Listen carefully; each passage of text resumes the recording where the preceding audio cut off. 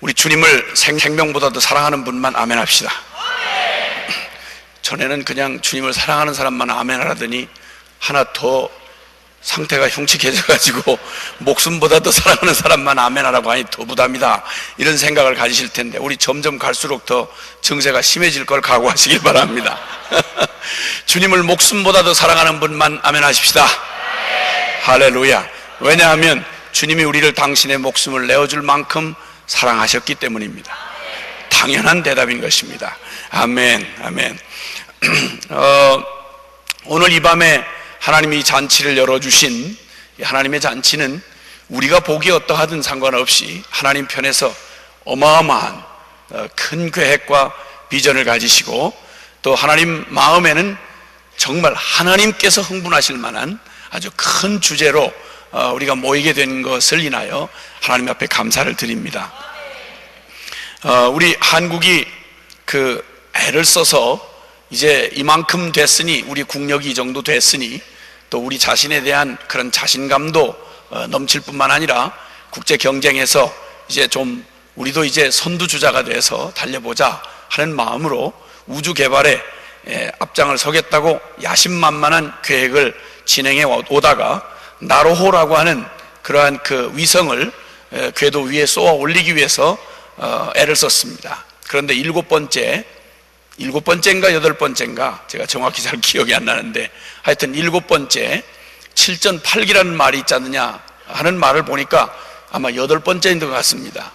그런데 안타깝게도 7.8기도 되질 않았고, 결국 쏘아 올리는 데까지는 쏘아 올렸으나 결국 위성은 어디로 갔는지 찾을 수가 없고 실패가 되고 말았습니다.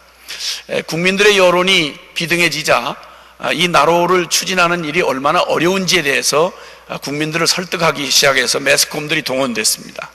10여 년 가까이 준비해온 나로의 준비 사건, 어마어마한 천문학적인 돈이 들어간답니다.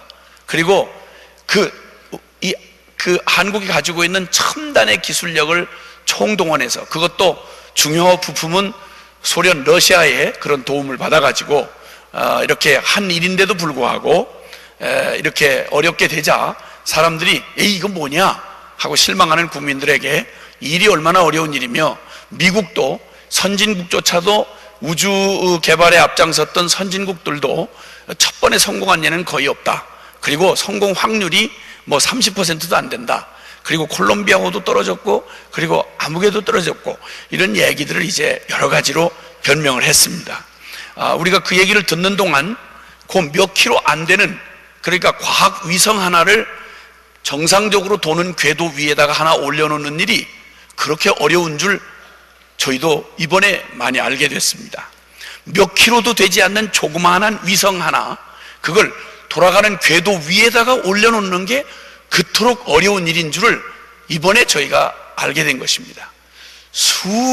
아주 천문학적인 돈을 들이고, 그리고 최고의 과학자들이 덤벼들어서, 그리고 제일 앞장서 간다는 러시아의 그러한 그 우주공학을 도움을 받아가지고 쏘아 올렸음에도 불구하고 7번, 8번을 시도했는데 결국 그 몇 킬로 되지 않는 위성을 궤도에다 올려놓는데 실패했습니다.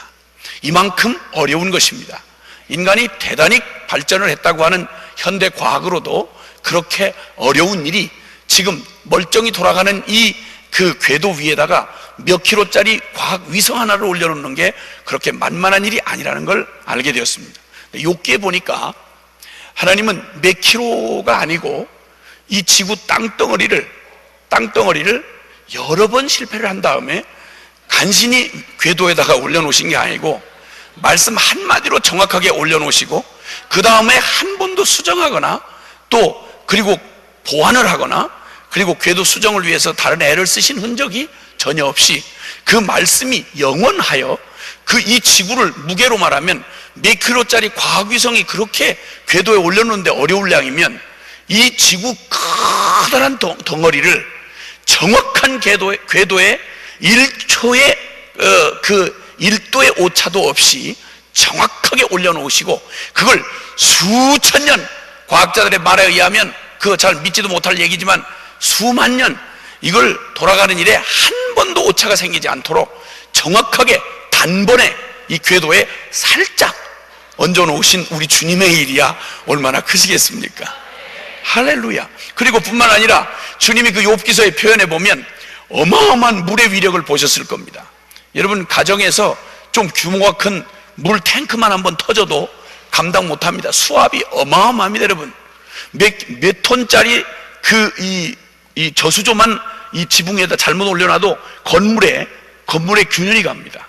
그만큼 물이 그 몇십 톤짜리 이 저수조 하나만 움직이는 거. 그런데 하나님은 그 어마어마하게, 이번에 저 중국 남부를 휩쓸고 간, 또 미얀마를 휩쓸고 간 이런 그 물을, 어마어마한 물을 공중에 여러분 비행기 타보시면 알지만 구름이 그 얼마나 엉성합니까? 근데 구름 보재기로 그 물을, 그냥 숫자를 표현을 제가 못해서 그런데 어마어마한 양의 물을 공중에다가, 그것도 구름 보자기로 딱 받아 놓으셨는데 그 보자기가 찢어지질 않는답니다. 구름 보자기가 이렇게 물을 담아 놓으실 수 있는 우리 하나님이, 그러니까 그 하나님 보시기에 나로 몇 킬로도 안 되는 그걸 공중에다 올리려고 자꾸 이러는 건 우리 애들이 새총 쏘아가지고 계속 저 사과 따려고 하는 일보다도 더 유치한 일이다 이 말입니다.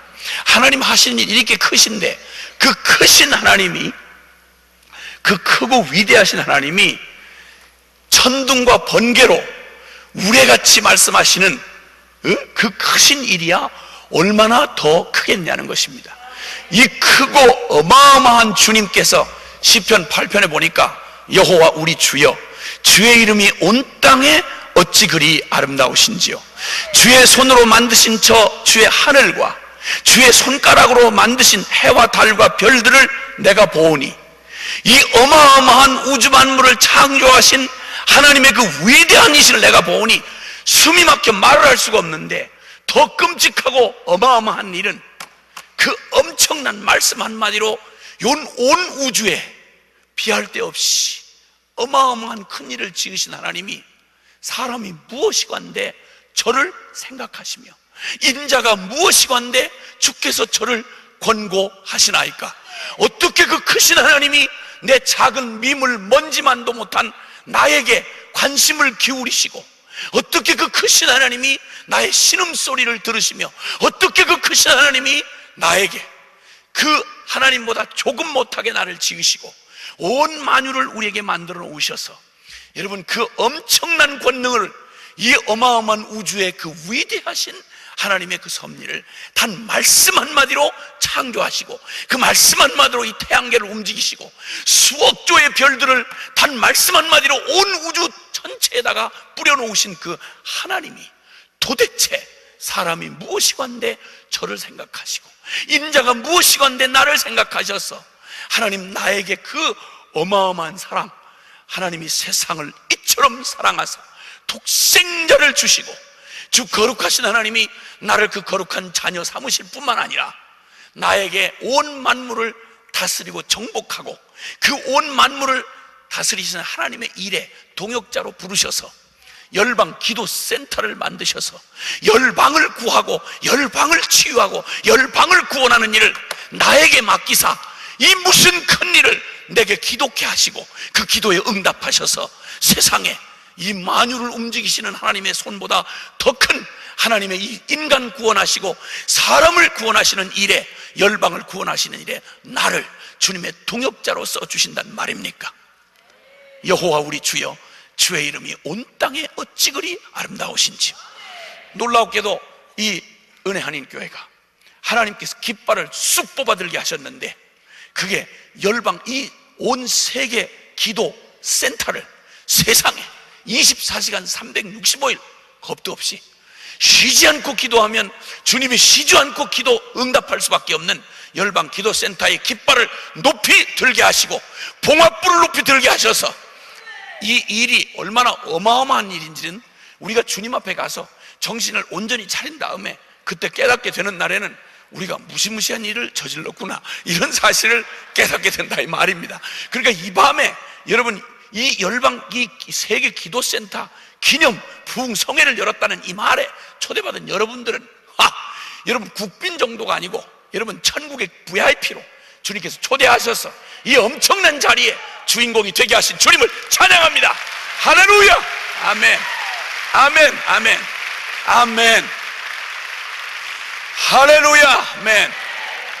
그러니까 이번 성회를 마련하신 이 엄청나고 크신 성회를 마련하시고 여러분을 초대하신 주님께서 여러분을 그냥 그리고 아무 일도 없었다 이렇게 성회가 끝나게 하시지는 않을 것이라는 확신입니다.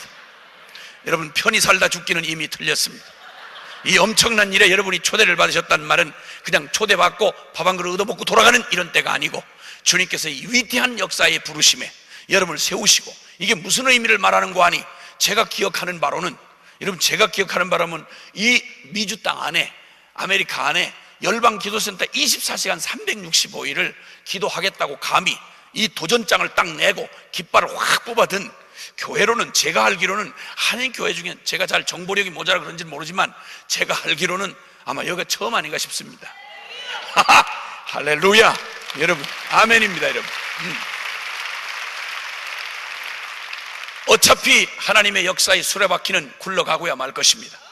여기에 구경꾼이 될 것인가, 아니면 어차피 이루어질 역사의 틈바구니에 톱니바퀴에 끼어 찡겨 죽는 사람이 될 것인가, 아니면 역사에 어차피 내어진 운명 적극적이고 자발적으로 참여하여 열방기도센터 24시간 365일에 거기에 한 분깃을 맡아서 역사의 주역이 되어 역사를 만드는 사람이 될 것인가 하는 선택은 여러분에게 있는 것입니다.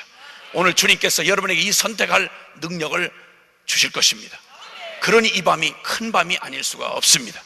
하나님 그분께서 이제 놀라운 건 이 일을 어마어마한 기도의 역군들을 사용하시기보다 주님께서 작고 초라하고 보잘것도 없고 우리가 생각해도 이 거창한 이 주제와 우리와는 너무 거리가 멀고, 그리고 주님이 선택하시기를 잘못하셨다라는 생각이 들 만큼 작고 초라합니다. 근데 놀라웠게도 시편 8편에 여호와 우리 주여 주의 이름이 온 땅에 어찌 그리 아름다운지요, 곧바로 그 다음 절에 뭐라고 말하는 거 아니, 주께서 대적 주의 대적을 인하여 이 일을 비웃고 조롱하고 방해할 이 악한 사단, 이 더러운 이 사단의 세력을 주님께서 그 세력을 인하여, 그 대적들을 인하여, 어둠의 흑암의 권세들을 위하여 주님께서 일부러 어린아이와 젖먹이의 입으로 권능을 세우시며, 아멘입니까?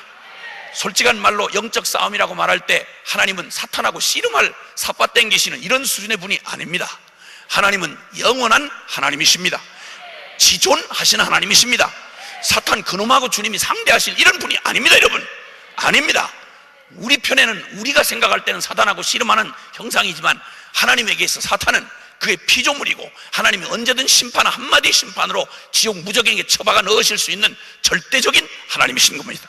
그래서 주님께서 당신의 그 권위를 드러내시기 위해서 주님은 장수들을 내보내지 아니하시고 젖먹이와 어린아이 입으로 권능을 세우시며, 상대를 하실 때 주님께서 젖먹이와 어린아이를 보내시는 것입니다.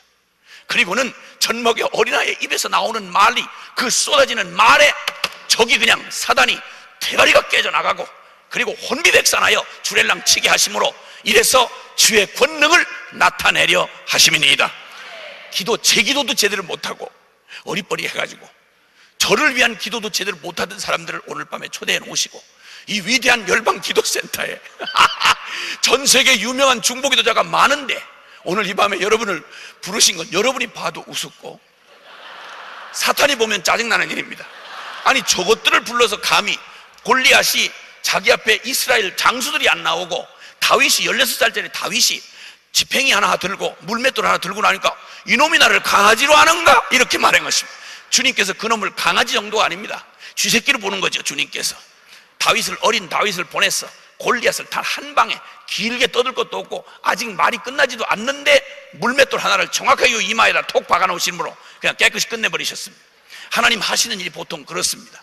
그러므로 주님이 어린아이와 젖먹이 같은 저와 여러분으로 권능을 세우실 것입니다. 온 천지가 벌벌 떠는 걸 보게 될 것이며 열방이 주께로 돌아오는 걸 보게 될 것입니다. 오늘 밤 여러분은 여러분 기도하는 것, 여러분 자신을 위한 기도도 그거 하기 싫어서 늘 자빠지고 뒹굴고 일어나지도 않고, 그래서 교회에서 간신히 끌어다가 새벽 기도라도 시키려고 그러면 상 주지 않으면 안 나오고, 40일 기도 작전 그러면 40일만 꼭 나오고 42일째부터 자빠지자고 안 나오고, 이런 귀신 같은 사람들을 불러다가 나도 감당 못하는 그 일을 여러분 열방을 여러분한테 통째로 맡겨버리면 이 일이 어떻게 되는가? 어린아이 젖먹이가 무슨 대적에게 권능을 나타낼 수 있겠습니까? 하나님 하신 일이 그렇다 이 말이에요. 하나님이 젖먹이 어린아이 입으로 나오는 그 권능을 세우셔서 이는 주의 대적 앞에서 주의 권능을 드러내려 하심이라.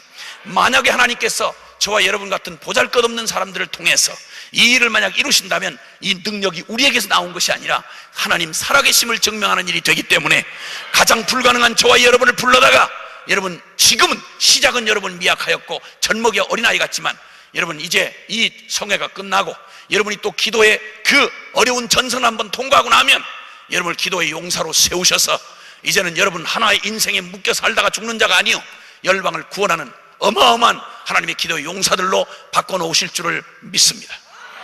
할렐루야. 아멘 아멘 아멘. 할렐루야.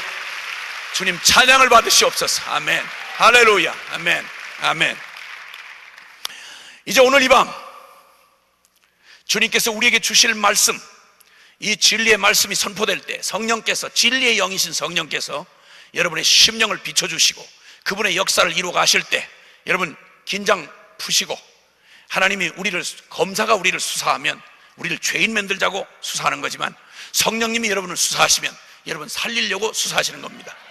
숨기지 마시고 오리발 내밀지 마시고 정직하게 말씀에 부딪히셔서 성령이 여러분의 양심을 찌르고 쪼개고 그리고 여러분의 양심을 비춰주시거들랑 빛 가운데 아멘하고 나와서 주님의 손에 여러분을 안심하고 맡기시길 바랍니다. 주님의 말씀이 여러분을 빚으시고 수술하시고 온전케 하시고 완전하게 주님의 능력으로 채우실 걸 믿는 분만 아멘 합시다. 아멘 아멘.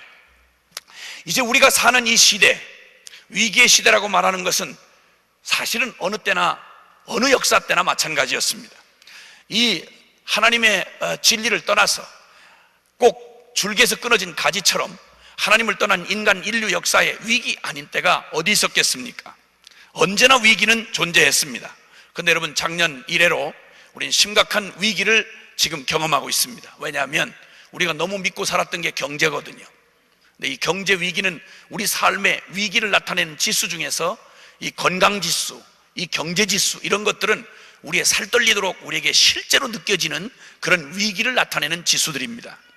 이렇게 시대마다 그 시대를 말하는 그 시대의 위기를 점치는 위기 지수들이 존재했습니다. 우리 건강에 있어서라면 여러분 우리 건강을 체크하는 데는 여러 가지 건강 지수들이 있지 않습니까? 뭐 콜레스테롤 수치라든지 혈당 수치라든지 기타 무슨 뭐 여러 가지 그 혈압 수치라든지 이런 것들을 기초 조사를 해보면 이 사람이 건강이 위기인가 아닌가 하는 진단을 가름하게 하는 그런 위기 지수가 있지 않습니까?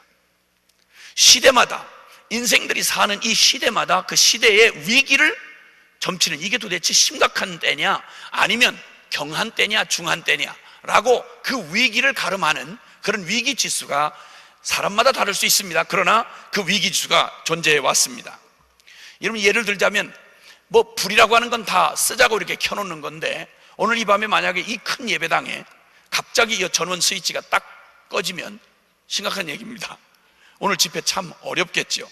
그러나 여러분 그래도 모든 전기가 다 나가도 깜깜한 중에 저는 원고 중심으로 설교를 하지 않기 때문에 원고를 안 보니까 상관없습니다. 그리고 조금만 소요가 그치고 나면 저는 맨 생목소리로 해도 여기 워낙 설계가 잘 된 이 안에서 제 생목소리라도 얼마든지 오늘 밤 정도는 집회를 할 수 있습니다. 불이 나간다는 건 끔찍한 일이지만 나가지 말아야 되지만 나간다면 그래도 나간다고 해도 여기 불 나가는 정도는 그래도 괜찮습니다. 근데 여러분 만약 폭풍 치는 바다에 유일하게 항로를 비춰줄 등대불이 나갔다, 얘기는 그 폭풍당한 배에게 있어서는 심각한 얘기입니다. 예배당에 불 나간 거하고 등대불 불 나간 거하고는 영 내용이 다른 것입니다. 이런 것처럼 여러분 시대의 위기를 나타내는 수많은 위기 지표들이 있을 수 있지만 그 중에 가장 그 시기에 위험한 위기 지수가 있습니다. 그게 바로 뭐냐면 여러분 아시다시피 창세기 6장에 보면 노아 시대를 일컬어서 노아 시대는 완전히 멸망을 눈앞에 둔 시기였습니다. 그러니 위기로 말할 것도 없었죠. 여전히 사람들은 시집가고 장가가고 먹고 마시고 그리고 사고 팔고 일상의 삶에 오늘날 우리처럼 일상의 삶에 그저 바쁘게 돌아가느라고 그들에게 어떤 위기가 닥쳐오고 있는지를 전혀 몰랐습니다. 여전히 입에 밥술 들어가니까 괜찮은 줄 알았습니다. 몸뚱이 사지백체 움직이니까 괜찮은 줄 알았습니다. 깔깔거리고 서로 좋은 사람들을 만나서 시집가고 장가가니 되는 줄 알았습니다. 사고 팔고 경제활동이 활발하게 돌아가니까 이 시대는 잘 돌아간다 생각을 했다 이 말입니다. 그런데 여러분, 성경은 전혀 보는 관점이 다릅니다. 성경은 정확하게 그 시대의 위기수를 정확하게 한 지표로 딱 나타내는데, 창세기 6장에 보면 하나님의 아들들이 사람의 딸들의 아름다움을 보고 자기가 원하는 사람을 취하여 그들과 한 육체가 되니 하나님의 영이 떠나갔더라. 여러분, 한 시대의 위기지수, 가장 그 위기수를 정확하게 보여주는 최고 급한 이 빨간불이 깜빡깜빡 위기 신호를 올려주는 가장 최후의 위기 신호가 뭔지 아십니까? 그것은 바로 교회의 영적 상태인 것입니다. 하나님의 아들들이, 하나님의 성도들이, 하나님의 거룩한 교회가 그들의 영적 특성을 잃어버린 채 노래는 부르는데 찬송은 없고, 설교는 외치는데 진리는 없고, 교회에 모여서 예배는 드리는데 진정한 경외함은 없는, 그래서 생명력을 잃어버린 교회야말로 이 시대의 위기를 진단하는 가장 확실한, 가장 다급한 위기의 지표가 되는 것입니다. 노아 시대에는 하나님의 아들들이라고 하는 모태신앙으로 이어져 온 신앙의 가계를 이어온 하나님의 아들들이라고 말하는 신앙의 사람들마저 그 세대의 혼탁한 세류에 휩쓸려서 이제는 이들이 영에 속한 사람이 아니요 육에 속한 사람들로 그들의 향락을 좇아서 오직 눈앞에 보이는 먹고 마시고 시집가고 장가가고 사고 팔고 이 일 외에는 전혀 관심이 없었습니다. 다른 건 다 있었는데 말하자면 하나님과의 관계는 완전히 죽은 관계가 되었다는 말입니다. 이것이야말로 그 시대를 말해주는 가장 심각한 마지막 위기 시그널이었습니다.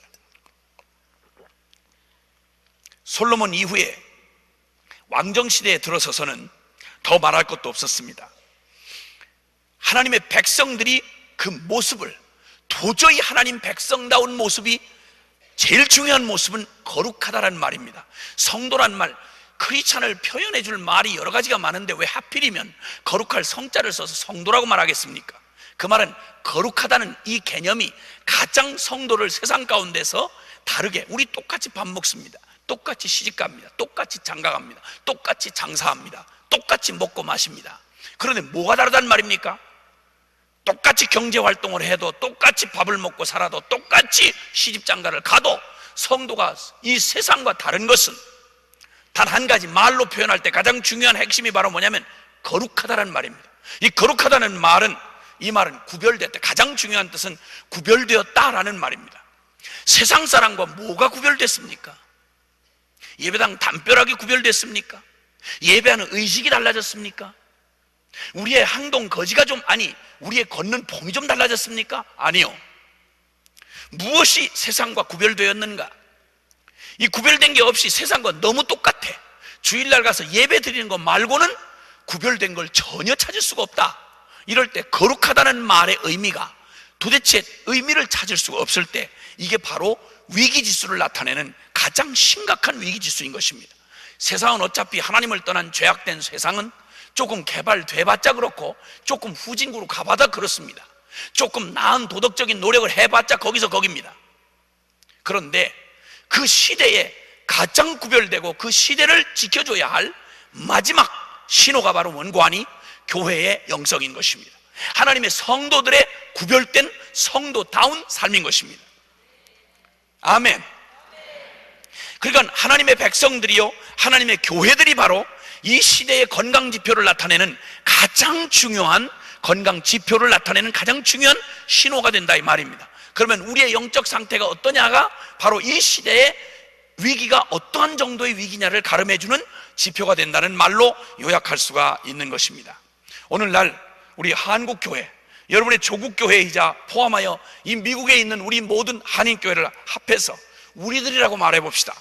이 우리라고 말한 이 한국교회라고 말하는 이 한국교회가 위기에 처했다는 말은 외부에서 들려오는 말이 아니라 우리 내부 안에서 이미 공론된 지 오래됐습니다. 이런 위기에 처한 한국교회에 대한 수많은 진단과 대안이 제시가 됐습니다. 이런 방법으로 나가자, 이런 방법으로 부흥을 한번 꾀해보자, 이런 방법으로 성장이 안 되니 성장이 정체됐으니 성장을 한번 꾀해보자, 성도들이 관심이 없고 열기가 없으니 이런 방법으로 그들의 가슴을 좀 뜨겁게 해보자. 수많은 진단과 대안이 제시되고 있었습니다. 수많은 세미나, 수많은 방법, 수많은 우리의 지혜가 동원이 됐습니다.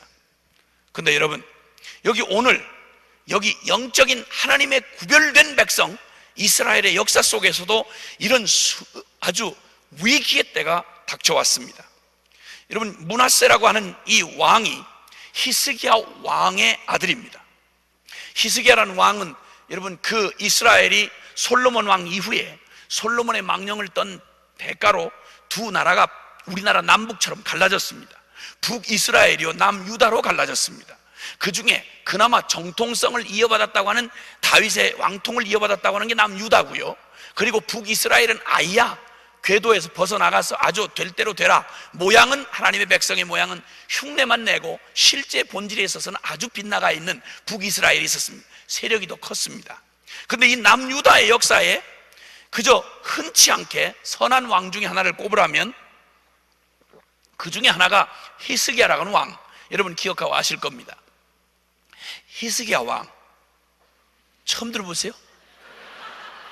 그렇게 하면 안 돼요. 특별히 모태신앙 중에서 이걸 처음 들어본다는 말은 아주 흉악한 모태신앙을 증명하는 얘기예요. 히스기야 왕이 있었다 이 말입니다. 근데 이 히스기야 왕은 하나님 앞에서 선한 왕으로 꼽히는 중에 한 사람인데 그도 역시 인간이었습니다.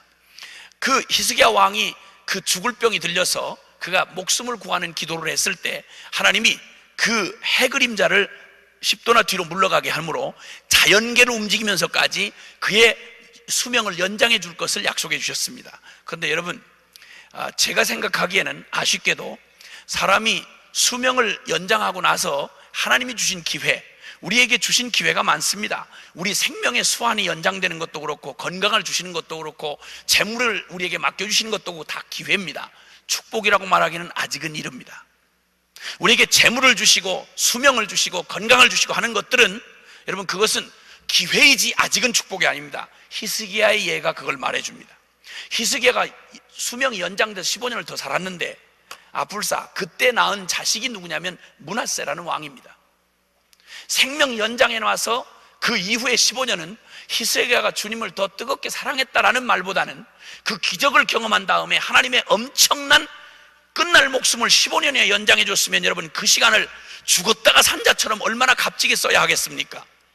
오늘날 하나님의 이 큰 은혜를 입고도 기적 같은 생명을 연장받았고도 하나님의 이 엄청난 치유의 손길을 경험하고도 하나님의 기적을 보고도 여러분 그 기적이 부끄럽게 하나님의 엄청난 그 기회를 은혜를 입고도 배은 망덕이라는 말이 다른 데 쓰이는 게 아니라 바로 그런 데 쓰는 말입니다. 살아계신 하나님을 경험했고 부정할 수 없는 은혜를 받았음에도 불구하고 은혜가 은혜되지 못하도록 그렇게 정말 차라리 그 은혜를 못 받았더라면 괜찮을 일을 하고 아쉬움을 남기는 사람 중에 하나가 히스기야 같은 경우입니다. 그가 그 연장된 생명 동안 낳았던 아들 므낫세가 그가 원치는 않았겠지만 히스기야도 말년에 망령을 떨었습니다. 그리고 이 아들 낳은 므낫세도 역사에 존재한 중에 여러분 성경이 뭐라고 말하는지 한번 들어보세요. 얼마나 끔찍한 얘기인지. 21장 지금 열왕기하 21장 9절에 있는 말씀을 한번 다시 찾아보겠습니다. 열왕기하 21장 9절입니다. 열왕기하 21장 9절의 말씀을 한번 보겠습니다. 이렇게 기가 막힌 은혜를 입었던 그 자식이 도대체 무슨 일을 하는지 한번 보세요. 21장 9절입니다. 열왕기하 21장 9절 시작. 이 백성이 듣지 아니하였고 므낫세의 꾀임을 받고 악을 행한 것이 여호와께서 이스라엘 자손 앞에서 멸하신 열방보다 더욱 심하였더라. 세상에, 여러분 이 왕 중에 히스기야를 이어서 왕이 된 이 므낫세가 하나님이요 자기 아버지도 기적으로 생명을 연장시켜 주었지만 이 악한 왕 므낫세에게도 유다 모든 왕들 중에 제일 긴 기간 55년 동안이나 통치를 했습니다. 가장 악한 자에게 가장 긴 시간을 주셨습니다. 우리 하나님 이런 분이십니다. 가장 악한 자에게 가장 긴 수명을 주셨고 통치 기간을 주셨습니다. 왠지 아십니까? 회개할 기회를 주시기 위하여였습니다. 그런데 이 은혜를 거꾸로 갚았습니다. 이 므낫세라는 인간이 얼마나 악종이었는지, 여러분 그 하나님의 이름을 짓밟은 그 일을 생각하면 말도 못합니다. 오늘날로 말하면 모태신앙입니다. 정확한 모태신앙입니다. 정통 모태신앙입니다. 아주 정통 모태신앙. 이럴 때면 안모태는 와우, 나는 안모태로 태어난 게 정말 잘했다, 이런 주책바지 같은 안모태도 있어요. 내버려 두세요. 이번 집회 기간 동안 내버려 두세요. 또 뭐라 그러면 또 짜증내고 안 나오는 수가 있으니까 내버려 두세요. 나중에 지가 알아서 변해요. 내버려 두시고. 근데 이 므낫세가 얼마나 악했든지 하나님이 이 멸한 열방의 다른 이방 족속보다, 하나님을 모르는 이방 족속이 저지른 죄악보다 더욱 심하여서 이 일찍이 존재했던 어떤 왕보다도 가장 하나님 앞에 악독한 짓을 했는데, 하나님의 선지자들을 싹 잡아 죽였습니다. 잡아 죽이고 하나님의 이름을, 그 망령던 그들이 악한 짓을 하는 걸 막는 제사장들을 막 가차없이 죽였습니다. 그리고 하나님의 성전에다, 이런 성전에다가 갖은 더러운 우상 잡것들을 있는 대로 꽉꽉 갖다가 들어 채웠습니다. 성전에다가 하나님의 이름을 모독하며 말입니다. 여러분, 이 끔찍한, 이 백성이 듣지 아니하였고 이 백성들마저 므낫세의 그 악행을 본받아서 이스라엘 백성 전체가 다 하나님을 반역하며 우상숭배 천지가 됐습니다. 여러분, 하나님의 이름을 부르며 주여 주여 하는 하나님의 백성이 이방 한가운데 하나님을 증거하라고 구별하여 놓은 거룩한 성민이 이 지경이 됐다, 이 말입니다.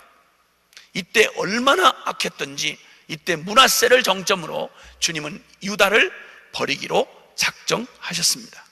이제 유다는 역사 속에서 사라지게 되었습니다. 여러분, 이때, 이 기가 막힌 때, 그러니 여러분, 하나님의 백성이 이 정도니 주변은 말할 것도 없지 않습니까?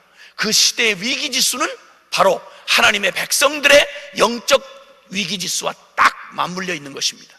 마지막 희망이 바로 하나님의 백성인데, 이 백성들이 빛을 잃고 등대가 불을 꺼버리면 도대체 폭풍 중에 캄캄한 후방 중에 누가 빛을 찾아서 항구를 찾아 들어오겠습니까? 이 마지막 주님이 빛과 소금으로 남겨둔 하나님의 교회가 빛을 잃어버리면, 소금이 맛을 잃어버리면 누가 어떻게 하나님의 거룩한 빛 안으로, 생명 안으로 들어올 수 있겠냐는 말입니다. 그러니 심각한 역사의 위기를 맞이했던 것입니다. 바로 이런 때, 이 절망의 때 하나님의 심판이 이미 선고가 되어버린 모든 희망이 이제 닻을 내리게 되는 바로 그때에 여러분, 오늘 여러분이 만나게 되는 한 사람, 요시야라고 하는 한 사람을 만나게 되는 것입니다. 여러분, 이 절망의 위기의 역사 한복판에 난데없이 한 어린 8세 때 왕이 된, 8세 때 왕으로 등극하게 된 이 비운이지요. 그 아몬이라고 하는 그 아버지가, 이 므낫세의 아들 아몬이라고 하는 자도 역시 악행을 하다가 단 2년 만에 죽고 거꾸로집니다. 이때 8살에 대를 이을 왕손이 없으니까 8살에 왕위에 올랐던 왕이 바로 요시야라는 왕입니다. 이 요시야 왕이 그 할아버지부터 아버지까지 그 악하고 그 다 망해버린 그 가문 속에서 어떻게 이런 일이 있을 수 있겠습니까? 이 위기의 때에 캄캄한 흑암 중에 여러분, 별이 더 밝게 빛나듯이 여기 요시야라고 하는 한 인물이 역사의 전면에 딱 떠오릅니다. 이 사람이 8살 때 등극을 해가지고요, 그 후 8년째부터, 그러니까 나이 16, 다 해봐야 청소년 나이입니다. 왕으로 등극한 지는 8년째고 나이로는, 육신의 나이로는 16살 때입니다. 16살 때부터 그 조상들이 그렇게 엉망으로 만들어 놓은 바로 그 이스라엘 땅을 종교 개혁을 일으키기 시작합니다. 그래서 그 어마어마하게 만들어 놓은 그 이 엄청난 죄를 저지른 그 땅을 정화시키기를 시작하는데, 12년째, 왕위에 등극한 지 12년째부터는 6년 동안 철저하게 우상을 때려부수기 시작합니다. 여러분, 철저하게 어떻게 하나님의 백성의 삶 속에 그렇게도 깊이 우상들이 들어와 있을 수 있겠습니까? 주여 주여 하고 하나님의 이름을 부르는 하나님의 백성들의 삶 속에 어쩌면 그렇게 수많은 우상이 들어올 수 있겠습니까? 어쩌면 그렇게 세상의 것들이 가득가득 들어와 있습니까? 이걸 때려부시는데, 왕이 계속 집요하게 우상을 때려부시는데 얼마나 악착스러운 짓을 했고 얼마나 이스라엘 백성이 타락을 했던지 우상 때려부시는 데만 6년이 걸렸습니다. 놀라지도 않으시는 건? 이런 일에는 안 놀래고 작정을 하셨는지. 아니, 우상을 때려부시는 데만 6년이 걸렸다고요. 와, 그렇지. 그렇게 해야 이게 뭐가 오고 간다 이 말입니다. 이렇게 6년 동안 우상들을 제거한 다음에 그 18년째 되던 해 드디어 성전 수리를 하게 됩니다. 모든 우상들을 이제 있는 대로 때려 부수기를 시작해가지고 부수기를 시작하는데, 하나님이 싫어하는 이 끔찍한 우상들을 8살짜리가 그 악한 부모들 밑에서 어디서 그런 영향을 받았는지 모르겠는데요, 어쨌든 이 사람이 갑자기 출현해가지고 하나님의 마음을 그렇게 아프게 하고 찢어놓았던 이 이스라엘 땅을 하나님의 마음이 시원하도록 우상들을 제하기 시작했습니다. 우상들을 하나씩 제하기 시작해서 지치지도 아니하고 6년 동안을 계속 우상을 제하기 시작하는 것입니다. 그러다가 18년째 되는 해 드디어 이제는 본격적으로 하나님의 백성이 하나님 백성답게 예배를 이제 되살려야 되겠다 해서 그렇게 외면당했던, 진정한 예배가 끝이 난 지 너무 오랫동안 방치되었던 성전에 수리를 시작했습니다. 성전을 얼마나 안 돌봤으면요, 하나님 여호와의 이름으로 일컬어지던 하나님의 성전, 그 성전을 얼마나 방치했으면 그냥 너무 더러워서 세상에 무슨 폐허가, 그런 폐허가 있어요. 여러분, 세계 7대 불가사의 중에 하나라고 하던 솔로몬 성전을 이 지경을 만들어 놓은 겁니다. 거기다가 므낫세 때는 가진 우상으로 더럽혀서 우상 창고가 돼버렸어. 예배가 끝난 지, 발걸음이 끝난 지 너무 오랫동안 묵혀 있어가지고 묵은지 완전히 폐허가 돼버린 거야. 이걸 성전 수리비를 동원해가지고 수리를 하기를 시작합니다. 이때 성전 수리하다가 말이죠, 무슨 일이 일어나는 거 아니? 오늘 읽은 본문의 말씀, 무슨 일을 만나게 되는 거 아니? 성전을 수리하다가 8절에 보면 대제사장 hil기야가 서기관 사반에게 이르되 내가 여호와의 전에서 율법책을 발견하였노라 하고 그 책을 사반에게 주니 사반이 읽으니라. 세상에 여러분, 성경을 항상 왕은 원래 율법에 보면, 모세의 율법에 보면 왕은 언제든지 이 율법을 등사하여서 언제든지 그가 옆에 앉아있는 집무실 옆에 성경책을 늘 펼쳐놓고 그 두루마리를 두고 언제든지 자기 지혜로 판단하지 말고 이 말씀을 따라, 율법을 따라 이 백성을 통치하라고 율법에 이미 얘기가 돼 있어요. 이걸 얼마나 오랫동안 처박아 놨는지, 유다의 왕들이 얼마나 무시라고 처박아 놨는지 잊혀져 있다가 제사장들조차도 성전 안에 있어야 할 마땅한 이 두루마리 성경을 까마득하게 잊어버리고 있다가 성전을 수리하다가 보니까 잊혀져 있던 하나님의 진리의 말씀이 발견된 거예요. 그 먼지를 털어내고 이 성경을 읽다가 보니까 세상에 율법에 저주받을 일만 고스란히 자기들이 저지르고 왔다는 것을, 지옥의 썩은 뚜껑을 지금 밟고 있다는 사실을 깨닫게 된 거예요. 악소리가 난 거예요. 그 제사장 hil기야가 서기관 사반에게 이르되, 대제사장 hil기야가 이걸 읽어보니까 끔찍한 거예요. 사반에 주니 사반이 읽으니까 사지가 떨려 읽을 수가 없는 거예요. 이걸 가지고 드디어 주님을 사랑하고 하나님 여호와를 사랑하는 왕 요시야에게, 요시야가 그토록 성전을 청결하게 하고 그리고 우상을 제거하며 하나님 뜻을 준행하려고 그렇게 애써오던 그에게 이걸 갖다 주고 읽으라 해서 읽기 시작했습니다. 이때 왕이 옷을 찢으면서 화로다, 우리가 하나님의 진노 앞에 섰구나. 말씀이 임하니까 그의 심령을 비춰주기를 시작하니까 여러분, 그가 그냥 막 덜덜덜덜 떨면서 22장 19절에 보면 거기 그 22장 우리가 읽었던 본문에 보면 여기 10절에 보면 왕에게 고하여 가로되 제사장 hil기야가 내게 책을 주더이다 하고 왕의 앞에서 읽음에 왕이 율법책의 말을 듣자 곧 그 옷을 찢으니라. 그리고 19절에 보면 내가 듣고 마음이 연하여 여호와 곧 내 앞에서 겸비하여 옷을 찢고 통곡하였으므로 나도 내 말을 들었노라. 옷을 찢으며 대성통곡하면서 주여 우리가 천벌 맞을 짓을 했나이다. 주여 지금 당장 망해도 우리는 할 말이 없나이다. 주여 당신의 이름을 너무너무 짓밟았나이다. 여호와여 우리가 모든 죄악을 우리가 다 골라 지었나이다. 이제 이스라엘은 당신 앞에서 완벽하게 망해도 할 말이 없나이다. 주여 이제 우리가 죽게 되었나이다. 통곡을 하면서 왕이 그 자리에 덜컥 내려앉아서 옷을 찢고 마음을 찢고 물을 쏟듯이 쏟아진 물처럼 마음을 쏟아내며 하나님 앞에 통곡하고 부르짖기를 시작했습니다.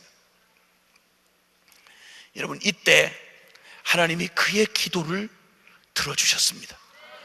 여러분, 이 마지막 모든 희망이 끝난 하나님의 모든 자비를 거절하고 므낫세의 때에 이르러서 솔로몬 왕 때부터 시작해서 우상 숭배를 저지르기 시작해서 솔로몬 때로부터 시작해서 므낫세까지 극성을 부리던 모든 우상을 다 때려부시고, 그리고 이제는 잊혀졌던 성전을 다시 청소를 하고 다시 그 성전 수리를 하다가 그 하나님의 나라를 향한 이 심령이 가난한 자, 의에 줄이고 목마른 자, 하나님 나라 잃어버린 영광을 그토록 보고 싶어서 살아계신 하나님의 영광을 보고 싶어하고 그 능력의 하나님의 영광을 보고 싶어하고 거룩한 주님의 나라를 보고 싶어하는 진정한 교회가 교회되는 걸 보고 싶어하고 하나님 예수 그리스도의 그 모습을 담고 싶어하고 정말 주님 하늘을 우러러 한 점 부끄럼 없고 싶어서 간절하게 목마르게 하나님을 찾는 의에 줄이고 목마른 자에게 하나님이 주신 축복이 무슨 축복인가 하니 복음을 그들에게 들려주신 것입니다.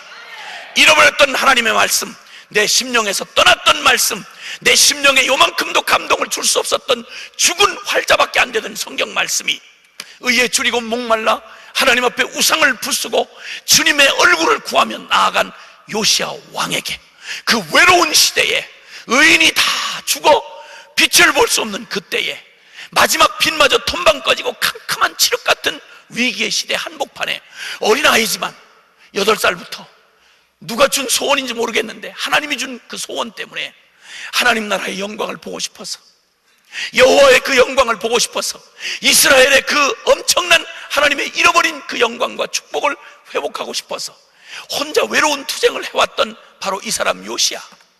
여러분, 얼마나 외로웠겠습니까? 모든 백성이 므낫세 이후에 다 망할 길로 접어들어서 이제는 여호와의 이름도 들어도 감동이 없고 하나님 성전은 무시해서 문 닫아버린 지 이미 오래고 우상 숭배에 철저하게 찌들린 이 누구도 귀가 막혀서 듣지 않는 이 세대 한복판에 홀로 어린 나이에 외로운 왕이 되어 망국 이제 망해가는 나라의 한 왕이 자리만 왕이지 실제 왕도 아닌 이런 비참한 때에 태어나서 홀로 외롭게 하나님의 얼굴을 구하고 이스라엘의 영광을 구하던 이 외로운 요시야 왕, 이에게 의에 줄이고 목마른 자에게 하나님 나라의 영광의 회복을 구하는 자에게 하나님이 주신 축복이 바로 뭔가 하니 성전 고치고 성전 청결케 하다가 더럽혀진 강도의 굴월로 더럽혀진 이 성전을 청결케 하다가 만난 게 잃어버린 율법책을 만난 것입니다. 여러분, 잃어버린 진리를 만난 것입니다. 잃어버린 복음을 만난 것입니다. 여러분, 이렇게 해서 그가 하나님 앞에 엄청난 하나님의 축복을 받고 그리고 남유다에서 북이스라엘까지 홀로 외롭게 투쟁하던 그에게 하나님이 힘을 실어주셔서 백성들의 마음을 거역하고 완고하게 하나님을 거역하고 목이 뻣뻣하게 굳어서 타락한 모태신앙들의 굳어진 마음을 돌이키사 이 요시야 왕과 함께 개혁의 반열에 참여하고 그리고는 유월절을 역사의 저 가나안 땅에 들어간 이후로부터 지금까지 요시야 왕까지 그렇게 유월절을 성대하게 지켜본 적이 없을 만큼 가장 위대하게 유월절을 지키고 그리고 희미하게 가물가물 꺼져가던 그 민족의 등불을 마지막, 물론 역사 속에 이스라엘은 바벨론에 끝나고 말지만 그러나 앞으로 영원한 진정한 이스라엘 하나님의 교회를 비추이는 큰 빛을 남긴 채 마지막 불꽃을 확 태우고 역사의 봉합불이 되어 오고 오는 수많은 세대에 하나님의 진리의 기둥을 확실히 보여주고, 그리고 쓰임받고 부름받은 한 사람 왕 요시아를 여러분에게 소개하느라고 이렇게 열받아가지고 소리를 지른 겁니다. 할렐루야. 이 시대야말로 여러분, 이 성경을 읽고 그 답답하게 차근차근 망할 길을 억지로 선택해서 기어가던 지옥 불구덩이를 향해서 망하러 스스로 완고하게 말씀을, 선지자들을 보내도 듣지를 아니하고 회개치 아니하고 모두 미쳐가지고 다 한 가지로 세상에 미쳐서 저 어두운 길로, 멸망의 길로 처박아가고 있는 그때, 누구도 하나님 편에 서는 사람이 없는 것 같을 때, 여러분, 요시아 한 사람을 만나면, 하나님을 사랑하는 사람들은, 의에 줄이고 목마른 사람들이 요시아 같은 사람을 만약에 그 외로운 때에 만났다고 하면 얼마나 반갑겠습니까? 얼마나 눈물이 나도록 반갑겠습니까? 여러분, 예수 안 믿는 땅에 가서, 여러분, 사우디아라비아나 저런 중동 같은 나라에서 어떻게 하다가 만나서 예수 얘기만 해도 잡아 죽이는 그 땅에서 비밀로 어떻게 얘기를 하다 보니, 와우, 이 사람도 예수 그리스도를 믿는다 이거야. 여러분, 이런 그리스도인 한번 만나면 여러분 얼마나 반갑고 기쁩니까? 외로운 신앙생활 하다가, 남이 아무도 알아주지 않는 왕따 당하는 신앙생활 하다가 누군가 나와 같은 고백을 하며 주님 사랑하는 사람 만나면 여러분, 이 기쁨을 어디다 비길 때가 있겠습니까? 외로운 길 가다가 나와 같은 길을 걸어가는 사람 만나면 동일한 믿음을 고백하고 동일한 주님을 사랑하고 누가 뭐라고 해도 이 진리 벗어나 살 수 없는, 여러분, 이런 동지들을 한번 만난다고 할 때 이 기쁨이 얼마나 크겠습니까? 이 위기의 때에, 이 소망이 없어 보이는 이 때에 여러분, 요시아 같은 사람을 만나니 어찌 감격하지 않을 수가 있겠습니까? 이 사람을 통하여 주님께서, 여러분, 이스라엘이 다 읽고서 배운 그게 바로 뭔고 하니, 여기 이 성경 요시아를 통해서 그토록 의에 줄이고 목말랐던 요시아에게 주님이 뭘 보여주셨는고 하니, 그가 그토록 여러 해 동안 우상과 혼자 씨름하며 그렇게 외롭게 투쟁하며 그리고 혼자 순전을 지키며 그 맥빠진 이스라엘을 데리고 그 아무런 감동도 없이 자기 명령에 그냥 아무런 감동도 없이 죽지 못해 따라하는 바로 그 넋빠진 종교 지도자들과 함께 외로운 투쟁을 해왔던 어린 요시아 왕이, 여러분, 후에 그가 그렇게 주님 앞에서 순전을 지키고 하나님의 성전에, 더럽혀진 성전을 깨끗게 하고 그 성전을 수리하다가 만난 율법서, 잃어버린 하나님의 말씀, 그 복음을 주님이 그에게 만나게 해주시고, 그리고 이제는 그가 통곡하며 복음 앞에 겸비하여 옷을 찢고 통곡하니 주님께서, 야, 이제 소망이 없단 말이냐? 절망 가운데 그가 여선지자 훌다에게로 자기 제사장들을 보내 물었습니다. 이 말씀대로면 이스라엘은 이제 희망이 없는데 그러면 주님, 우리에게 남은 긍휼이 있습니까? 하고 물으러 보냈습니다. 근데 그때 주님께서 이미 그들의 저지른 죄악이 너무 컸고 이미 한계를 넘어서 역사 속에 존재했던 이스라엘은, 구약의 이스라엘은 이미 역사 속에 마감을 할 수밖에 없는 이미 심판이 선고된 뒤인지라 그걸 돌이킬 수는 없으나, 그러나 너는 나의 의를 구하고 하나님의 나라의 영광의 회복을 위해서 구했던 너는 내가 이 흉한 망국의 꼴을 보지 아니하고 내가 너의 영혼을 너가 사모하던 그 나라로 너를 불러 올릴 것이다. 할렐루야. 그리고 그는 물론 눈에 보이는 이스라엘을 구원하지 못했지만 진정한 앞으로 오게 될 영적 이스라엘, 오늘날 우리 교회에 남겨주는 하나님의 큰 두 기둥을 얻었는데 그게 바로 뭔가 하니 복음과 기도의 두 기둥인 것입니다. 위기를 통해서 다 잃어버리고, 이스라엘이 모든 걸 다 잃어버리고 나라를 잃고 축복을 잃고 능력을 잃고 그 존귀를 잃고 그 모든 걸 다 잃고 나서 배운 너무나 엄청난 값진 그 교훈이 바로 뭐냐? 여러분, 하나님의 교회는 무엇으로 서는가? 하나님의 영적 이스라엘은 무엇으로 견고히 설 수 있는가? 주님은 여기서 요시아를 통해서 확실하고 뚜렷하게 주신 게 있습니다. 그것은 바로 복음과 기도라고 하는 두 기둥인 것입니다. 여러분, 이 복음과 기도만이 이 험난한 위기의 세상 속에 우뚝이 교회를 세우고, 그리고 이 세상에 빛을 비추이고 이 세상을 변화시키는 하나님의 축복의 통로가 되게 하는 하나님의 유일한 지혜요, 하나님의 능력이 바로 복음과 기도인 것입니다. 요시아 왕은 바로 그가 잘 모르고 오직 의에 줄이고 목마른 그의 걸음을, 구조자의 걸음을 걸어갔을 때 하나님이 그의 생애에 안겨주신 게 잃어버린 복음을 되찾는 일이요, 그 복음을 발견하고 나니 이제 하나님 앞에 엎드려 기도를 했더니 하나님께서 그에게 그 기도를 들으시고 하나님 하늘에서 응답하시는, 이제 우리가 아니라 하나님이 하시는 그 능력을 그의 삶에 보여주셨습니다. 복음과 기도라는 두 기둥인 겁니다. 눈에 보이는 이스라엘의 모든 현실을 다 잃고 어마어마한 대가를 지불하고 심판을 받으며 얻게 된 불 가운데 건진 두 진리가 바로 뭔가 하니, 하나님의 교회는, 하나님의 성도는 복음과 기도라는 이 두 기둥으로 딱 버티어선 튼튼한 건물처럼 우리의 신앙의 집을 지켜주고 우리의 교회를 세워주는 뚜렷한 두 기둥이 있는데, 그게 바로 뭐냐? 복음과 기도라고 하는 두 기둥인 것입니다. 여러분, 이 일은 이미 벌써 주님께서 솔로몬 때에 첫 성전이, 솔로몬에 의해서 처음으로 성전이 그 윤곽을 드러낼 때 주님이 이미 우리에게 교훈해 주셨던 진리인 것입니다. 한번 열왕기상 7장 21절로 가보시겠습니다. 열왕기상 7장 21절입니다. 열왕기상 7장 21절 찾으셨으면은 함께, 여러분 제가 이렇게 흥분하고 이렇게 하는 거에 대해서 여러분 감사하셔야 됩니다. 제 속에 불이 안 붙으면 여러분도 어렵고 저도 어렵습니다. 근데 제가 이렇게, 여러분은 냉랭해도 괜찮아요. 여기 강사로 선 사람이 주님 앞에 붙들려서 혼자 미쳐가지고 난리를 쳐야 여러분에게도 역사가 일어난다 이겁니다. 여러분은 냉랭해도 상관없어요. 괜찮아요. 전혀 은혜를 못 받은 얼굴로, 그렇게 전혀 은혜를 안 받기로 작정을 어떤 집사님 얼굴처럼 하고 있어도 전혀 문제가 안 돼요. 왜냐하면 주님은 얼마든지 여러분을 바꿀 수 있으니까. 근데 문제는 통로가 되는 제가 이 말씀에 미쳐야 흥분을 해야 되는 거니까, 저 왜 저렇게 흥분하고 난리야 진짜. 정말 이 늦은 밤에 무슨 일이야, 있다고 생각하지 말고 감사하시길 바란다 이 말이. 할렐루야. 아멘 아멘. 여러분 사랑하시고 그렇게 하는 거예요. 아멘이지. 아멘. 아멘.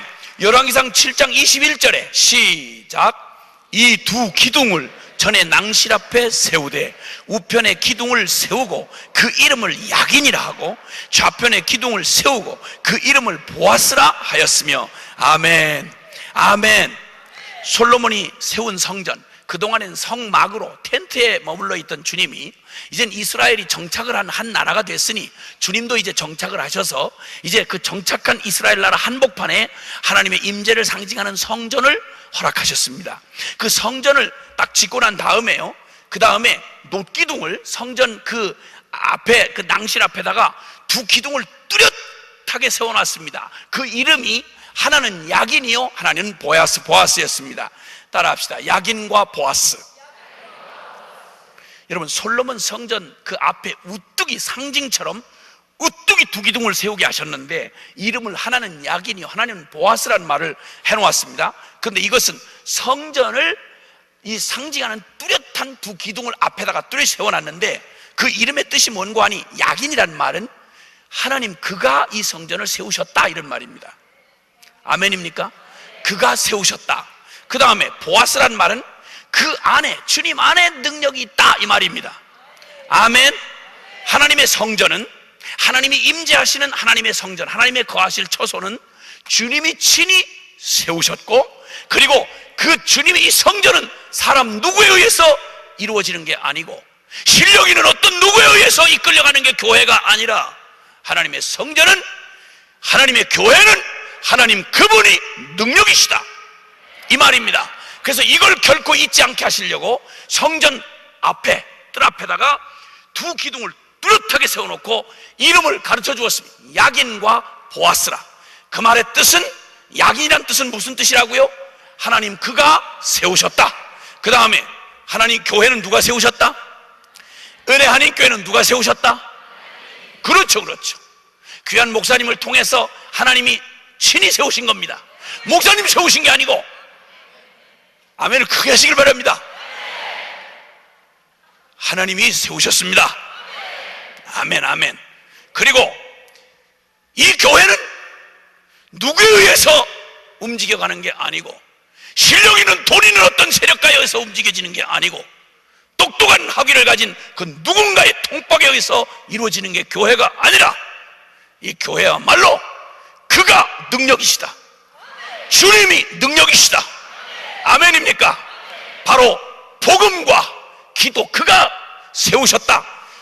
여러분, 이 놀라운 복음과 기도가 두 기둥이 될 것을 이미 솔로몬 성전 건축 때 완공하고 드리는 그때 이미 주님은 두 기둥으로 뚜렷하게 하나님의 교회를 지탱하는, 상징하는 두 기둥이 외치도록 해주었습니다. 야긴과 보아스인 것입니다. 하나님의 성전, 하나님이 거하시는 성전은 하나님 그가 세우셨으며 그가 능력이신 것입니다. 세상의 다른 기관과는 전혀 다릅니다. 교회는 조직에 의해서 움직여진 것도 아니요, 어떤 탁월한 어떤 인간의 그 뛰어난 지도력 때문에 되는 것이라기보다도 이 교회야말로 분명하게 하나님의 성전이야말로 하나님 그가 세우셨으며 그리고 그가 친히 능력이 되신다는 것입니다. 교회가 이걸 잃어버리면, 야긴과 보아스라는 두 기둥을 잃어버리면 여러분, 이때부터 교회는 표류하기를 시작하는 것입니다. 그러니까 교회의 위기 주수는 무엇으로 분명하게 보아야 하는 거 아니? 교회를 뚜렷하게 드러나게 하는 이 특징, 바로 야긴과 보아스로 상징되어지는 주님이 세운 교회요, 그가 이 교회를 끌어가시는 능력이라는 이 뚜렷한 특징이 확실하게 서야 하는 것입니다. 이걸 오늘날 우리의 말로 표현한다면 복음과 기도인 것입니다.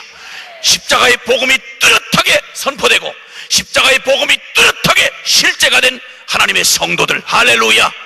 예수와 함께 죽고 이제는 예수와 함께 다시 살게 된 살아 생생한 십자가의 복음을 흔적으로 가진, 내가 이제 그리스도와 함께 십자가에 못 박혔나니 그런즉 이제는 내가 산 것이 아니요 오직 내 안에 그리스도께서 사셨다. 그러므로 이제는 내가 육체 가운데 사는 건 나를 사랑하사 나를 위하여 자기 몸을 버리신, 이전에 옛날 그 어떤 놈도 아니고 그 잘났던 그 누가 인간 누구가 아니라 나는 죽었고 내 안에 그리스도가 관념이 아니고 중연불이 아니라 그는 나의 생명이시다. 그가 나를 살리셨다. 여러분, 이런 생생한 십자가의 복음이 실제가 된 사람들, 이 사람들이 교회의 구성원이 되고 이 복음이 뚜렷하게 드러난 곳, 이 복음이 능력으로 나타난 삶, 이 교회, 이 기둥, 야긴의 이 기둥, 그 다음에 또 하나는 인간들의 수많은 잡다한 방법이나 그 어떤 무엇보다도 가장 뚜렷한 건 그 교회는 기도 없이는 아무것도 할 수 있는 게 없더라. 그 교회가 이뤄낸 일은 그 사람들 상황을 봐도 안 되고 경제력을 보아도 안 되고 그 사람들 됨됨이를 보아도 될 싹이 전혀 보이지 않는데, 와우! 한 가지 확실한 게 있다면 그놈의 교회는 기도를 악착같이 하더라. 결국 된 거 보니까 기도해서 됐더라. 이렇게 얘기할 수 있는 교회, 이런 기도가 뚜렷한 특징이 되는 교회, 할렐루야! 할렐루야!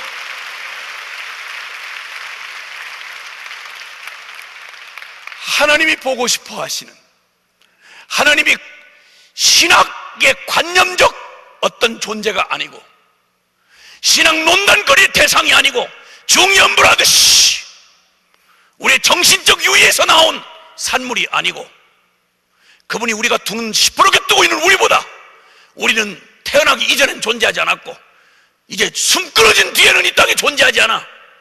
우리처럼 잠깐 있다가 없어지는 실물이 아니라 영원히 우리가 태어나기 전에도 계셨고 지금도 통치하시며 우리가 떠난 이후에도 영원히 하나님, 살아 계신 하나님, 그분은 우리가 살아있는 것보다 더 분명히 살아 계시며 역사하시는, 실제하시는 하나님이신 것입니다. 이 하나님이 하나님으로 드러나기 위하여 주님은 이 복음과 기도라고 하는 두 기둥을 여러분 교회의 두 상징으로, 뚜렷한 상징으로 세워 놓으신 것입니다. 여러분, 이것이 신약 교회에 와서 어떻게 이루어졌습니까? 주님은 마태복음 16장 16절 이하에 너희는 나를 누구라 하느냐는 질문에 베드로의 고백을 받아내십니다. 주는 그리스도시요 살아계신 하나님의 아들이니이다. 이 고백을 주님이 딱 받으시고는 내가 너 이름을 베드로라 하리라, 반석이란 뜻입니다. 내가 이 반석 위에 내 교회를 세우리라. 이 반석은 인간 베드로를 말하는 게 아니라 베드로의 입을 통해서 고백하게 하신 진리, 주는 그리스도시요, 따라합시다. 주는 그리스도시요 살아계신 하나님의 아들이니이다. 살아계신 하나님의 아들이니이다. 아멘, 아멘. 십자가의 그리스도, 그분은 죽은 신이 아니고 종교 창시자 따위가 아니라 그는 지금도 부활하셔서 영원히 살아 계시는 하나님의 아들이시다. 여러분, 이것이 교회의 터가 되고, 이 교회의 터가 되고, 이것이 교회가 버티어 서야 할 반석이 된다고 주님은 말씀하셨습니다. 그러니까 교회는 그 어떤 것으로도 설명할 수 없습니다. 교회는 어떤 터 위에 서 있는 거 아니, 터라고 하는 건 여러분, 이 아름다운 예배당이 아무리 아름다워도 여러분, 터가 약하면, 집안이 약해버리면, 터가 무너져버리면 다 무너지는 것입니다. 여러분, 교회를 교회되게 하는 가장 중요한 본질, 교회를 교회로 버텨주는 가장 중요한 기둥, 이게 바로 뭔고 하니 예수가 그리스도시며 그분이 살아계신 하나님의 아들이라고 하는 이 십자가 복음에 시퍼렇게 살아있는 교회가 돼야 된다고 말씀하는 것입니다. 거기다 또 주님은 말씀합니다. 에베소서 1장 23절에 보면 교회는 그의 몸이니 만물을 충만케 하시는 자의 충만이니라. 할렐루야. 여러분, 주님은 그리스도 몸된 이 교회, 그리스도의 몸된 교회를 세우실 때 주님이 머리가 되시고 그 교회는 그의 몸이 돼요. 이제는 그들의 존재가 아니라 예수로밖에는 설명이 안 되는, 예수님 없이는 한순간도 살 수 없는, 오직 예수님에 의해서 세워지고 예수님에 의해서 먹고 살며 예수님에 의해서 행하다가 예수님에 의해서만 영원히 존재하는, 바로 예수님 빼놓고는 설명을 할 수 없는 게 바로 교회라고 말씀하시는 것입니다. 아멘입니까? 복음이란 달리 말하면 온 세상에게 우리에게 전해진 복음, 그것은 바로 십자가의 그리스도 아닙니까? 예수님 자신 아닙니까? 예수님 그리스도, 그분이 우리의 중요한 기둥이 되시는 것입니다. 그래서 여러분, 이 십자가의 복음을 주님께서 말씀하시면서 성전을 얘기하시면서 이렇게 말합니다. 그를 비난하는, 예수님을 비난하는 바리새인과 서기관과 장로들에게 너희가 이 성전을 헐라, 내가 사흘 만에 다시 일으키리라. 여러분, 이렇게 말씀하실 때 그 성전이란 자기의 육체를 가리켜 말한 것이라고 이렇게 말합니다. 여러분, 예수님 성전된 그리스도의 몸을 헐어버리면 사흘 만에 다시 신령한 성전을 세우겠다고 말씀하셨습니다. 2000년 전 유대 땅에 오셔서 거룩한 하나님의 임재를 모시고 다니는 움직이는 성전이셨습니다, 예수 그리스도가. 그런데 그분이 죽고 부활하실 때에는 여러분, 그 죽고 부활하심을 통해서 눈에 보이지 않는 신령한 성전을 주님께서 만드셨는데, 그게 바로 너희는 너희 안에 성령이 거하는 거룩한 성전인 줄을 알지 못하느냐? 아멘입니까?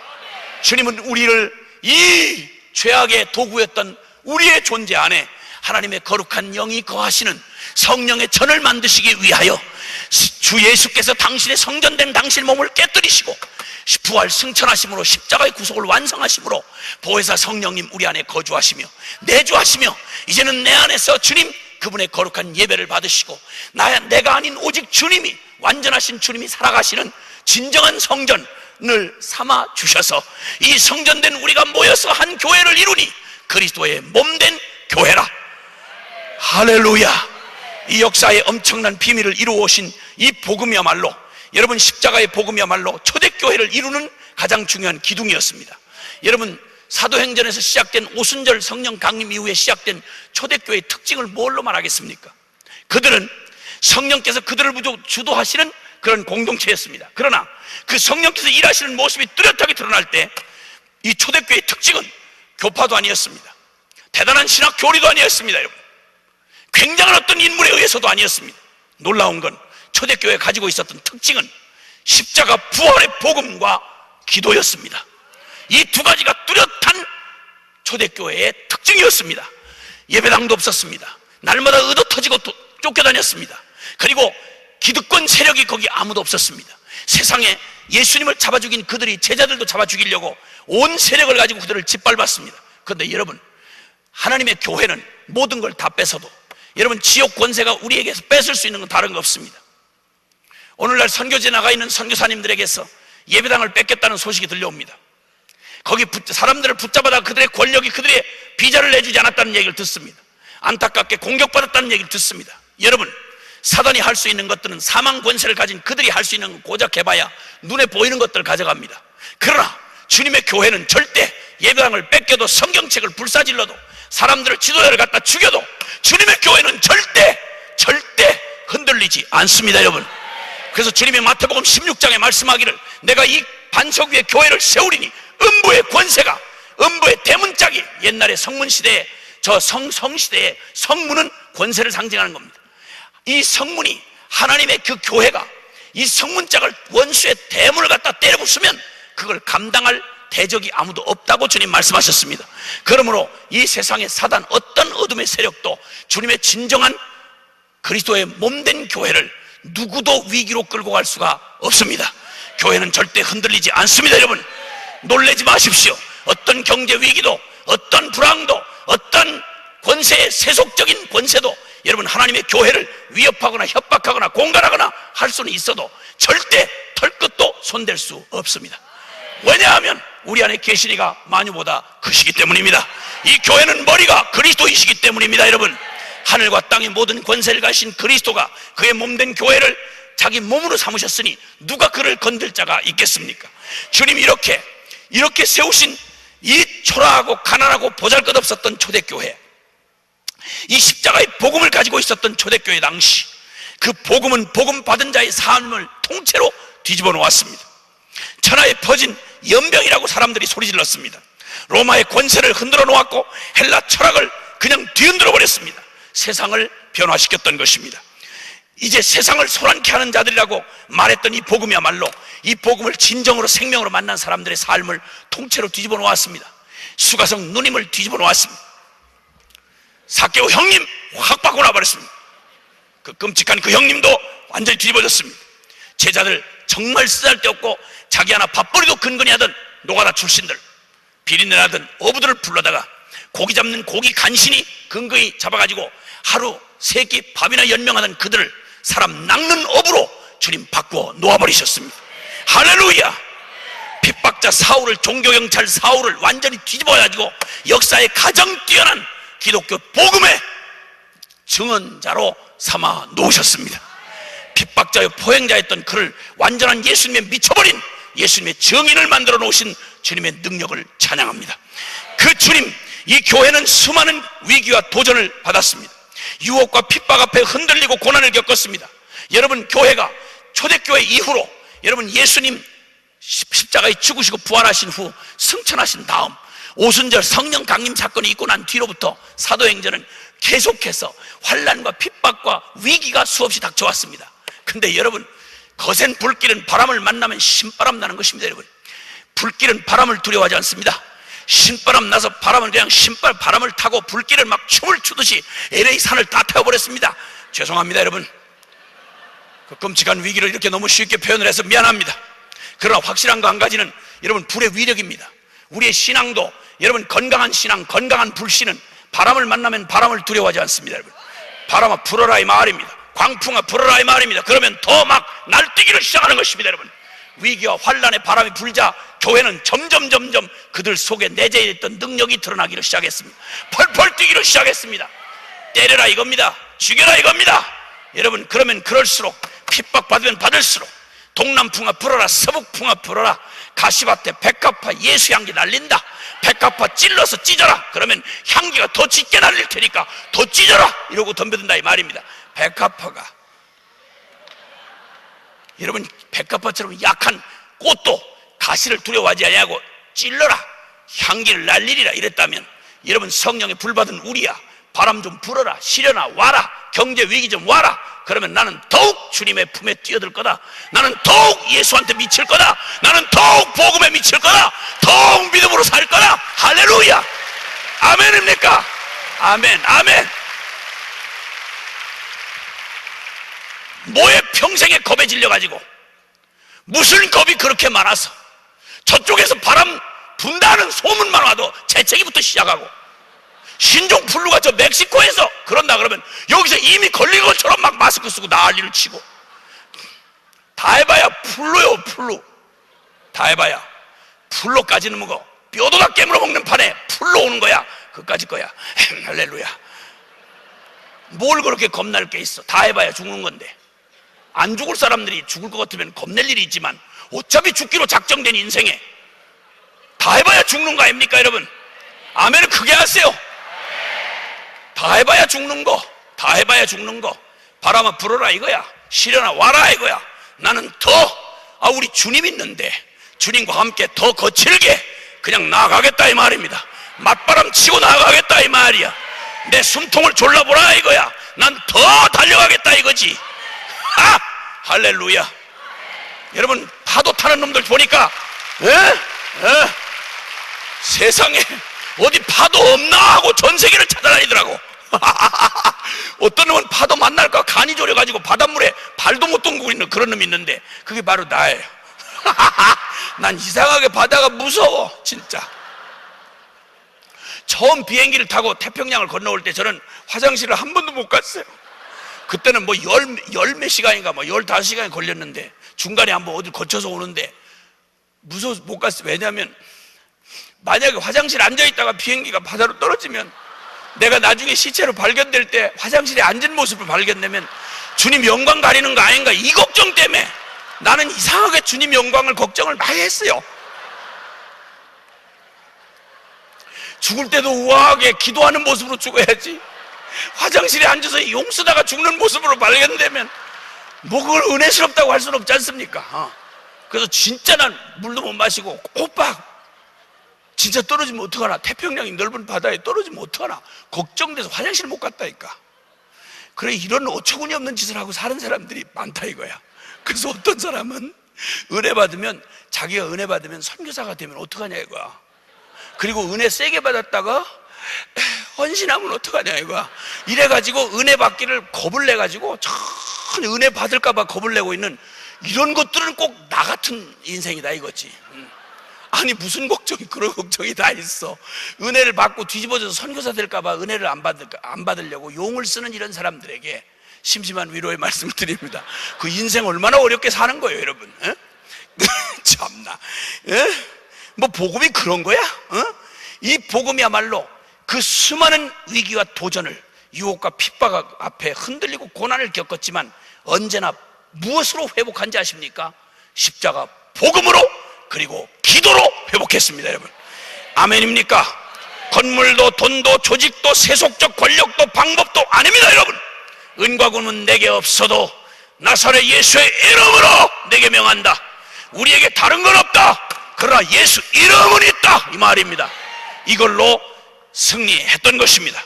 여러분, 십자가 복음이 실제가 된 사람들, 여러분 역사에 수많은 실험이 있어 왔습니다.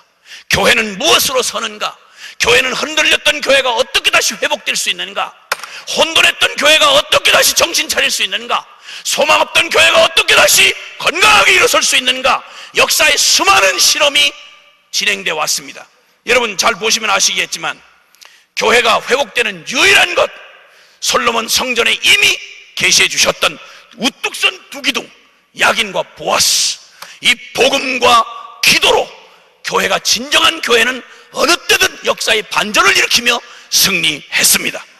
여러분, 중세 때 가톨릭이 완전히 썩어가지고, 교회가 완전히 썩어서 하나님의 진리를 엉망진창으로 만들어버리고 교회가 세상 이방보다 더 썩어서 문드러졌을 때, 여러분 그때 다른 거 없이 95개 조항의 반박문을 걸고 다른 얘기 하지 않았습니다. 오직 성경으로 돌아가자, 오직 복음으로 돌아가자, 오직 십자가의 복음으로 돌아가자, 이 말이었습니다. 복음이었습니다. 이 복음을 딱 제시하자 썩은 교회가 막 발악을 하기 시작했습니다. 그런데 하나님께서 그때 아시지만 종교개혁이라고 하는 말로 일컬어지는 역사의 대반전이 일어났습니다. 교회는 무엇으로 회복될 수 있는가? 늪에 빠진 교회가 어떻게 구출될 수 있는가? 흔들리고 그리고 실패했던 교회가 어떻게 일어날 수 있는가? 다른 거 없습니다 여러분. 한국교회 어떻게 하면 새롭게 될 수 있는가? 저는 분명하고 확실하게 외칠 수 있습니다. 십자가 복음이 우리를 회복할 수 있다 라고 말합니다. 주님은 반드시 이 십자가의 복음의 능력으로 여러분 그 끔찍한 암흑기라고 말했던 중세의 암흑을 뚫고 여러분 광명한 아침으로 밝아오게 했던 힘은 대단한 인간의 지식이 아니었습니다. 그때 개혁자들의 외침은 한 가지였습니다. 의인은 믿음으로 말미암아 살리라는 복음. 로마서 1장 17절 복음에는 하나님의 의가 나타났어. 믿음으로 믿음에 이르게 하나니 기록된 바 오직 나의 의인은 믿음으로 말미암아 살리람과 같으니라. 선행으로 구원받는 거 아니다. 인간의 노력으로 구원 얻을 수 없다. 오직 십자가의, 예수 그리스도의 십자가의 구속의 은혜로만 구원이 가능하며 그리고 하나님의 영광의 승리가 가능하다. 여러분, 이 외침이 한마디로 꽉 짜면 그 말입니다. 십자가의 복음으로 우리가 그렇게도 손쉽게 여기는 이것이 수천만의 개신교인들의 핏값을 치르고 지켜낸 진리였고, 그리고 이 암흑한 세상을 건져내는 개혁의 기치였습니다. 여러분, 할렐루야. 아멘, 아멘, 아멘, 아멘. 그리고 여러분 보십시오. 여러분, 20세기의 기적이라고 말하는 중국 교회, 1949년 공산화가 될 때, 그때 공산주의자들이 교회를 짓밟기 시작했습니다. 한때 약 10년 동안 문화혁명 기간에는 참혹하기 이를 데 없도록 눈에 보이는 모든 교회 조직과 모든 교회 조직, 우리가 지금 교회라고 생각하는 모든 조직을 다 와해시켜버렸습니다. 예배당을 불사질렀습니다. 지도자를 잡아 죽였습니다. 선교사를 추방 내지는 죽였습니다. 여러분, 이렇게 해서 기독교라고 말하는 눈으로 보이는 조직과 건물과 그리고 모든 사람들을 싸그리 없애고 공언했습니다. 이 땅에는 적어도 구질구질한 인면의 아편인 종교의 기독교의 영향을 받는 자는 없다 소리 질렀습니다. 그런데 여러분, 놀라웠게도 다른 걸 다 빼앗긴 중국의 교회는 땅 밑으로 들어가기 시작해서 그때 그들이 붙잡을 수 있는 건 오직 십자가의 복음과 기도밖에 없었습니다. 목숨 건 십자가의 복음과 기도밖에 없었습니다.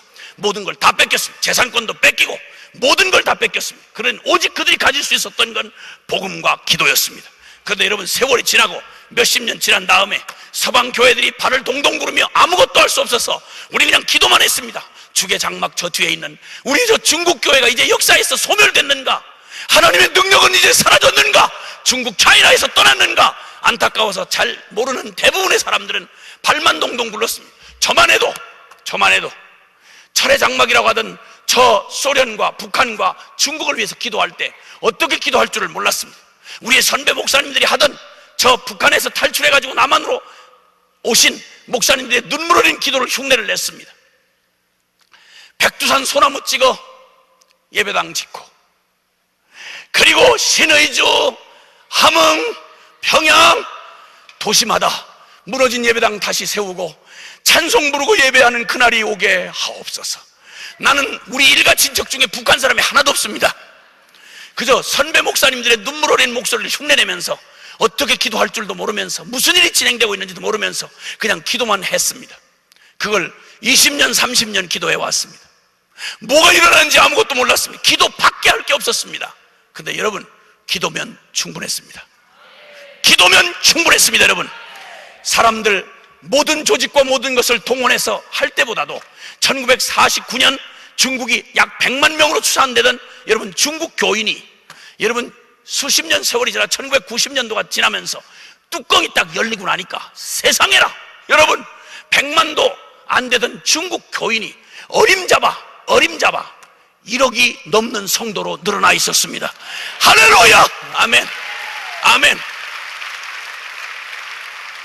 20세기 선교의 기적인 것입니다. 여러분, 그때 그들이 그 혹독한 시련을 어떻게 이겨냈는가?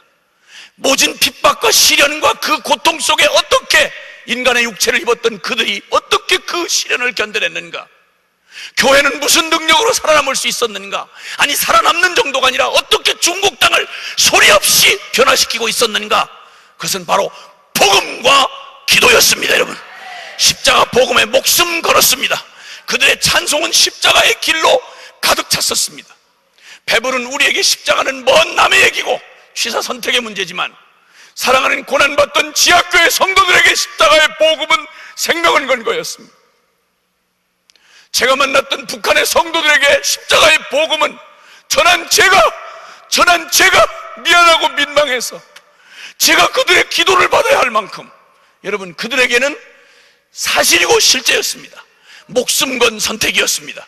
십자가 복음을 받아들인 그들에게는 목숨을 걸지 않으면 예수님을 선택할 수가 없습니다.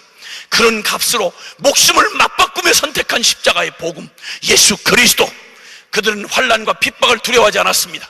그들은 복음 전하다가 장렬하게 죽음을 당하고 순교의 일을 선택하기도 했습니다.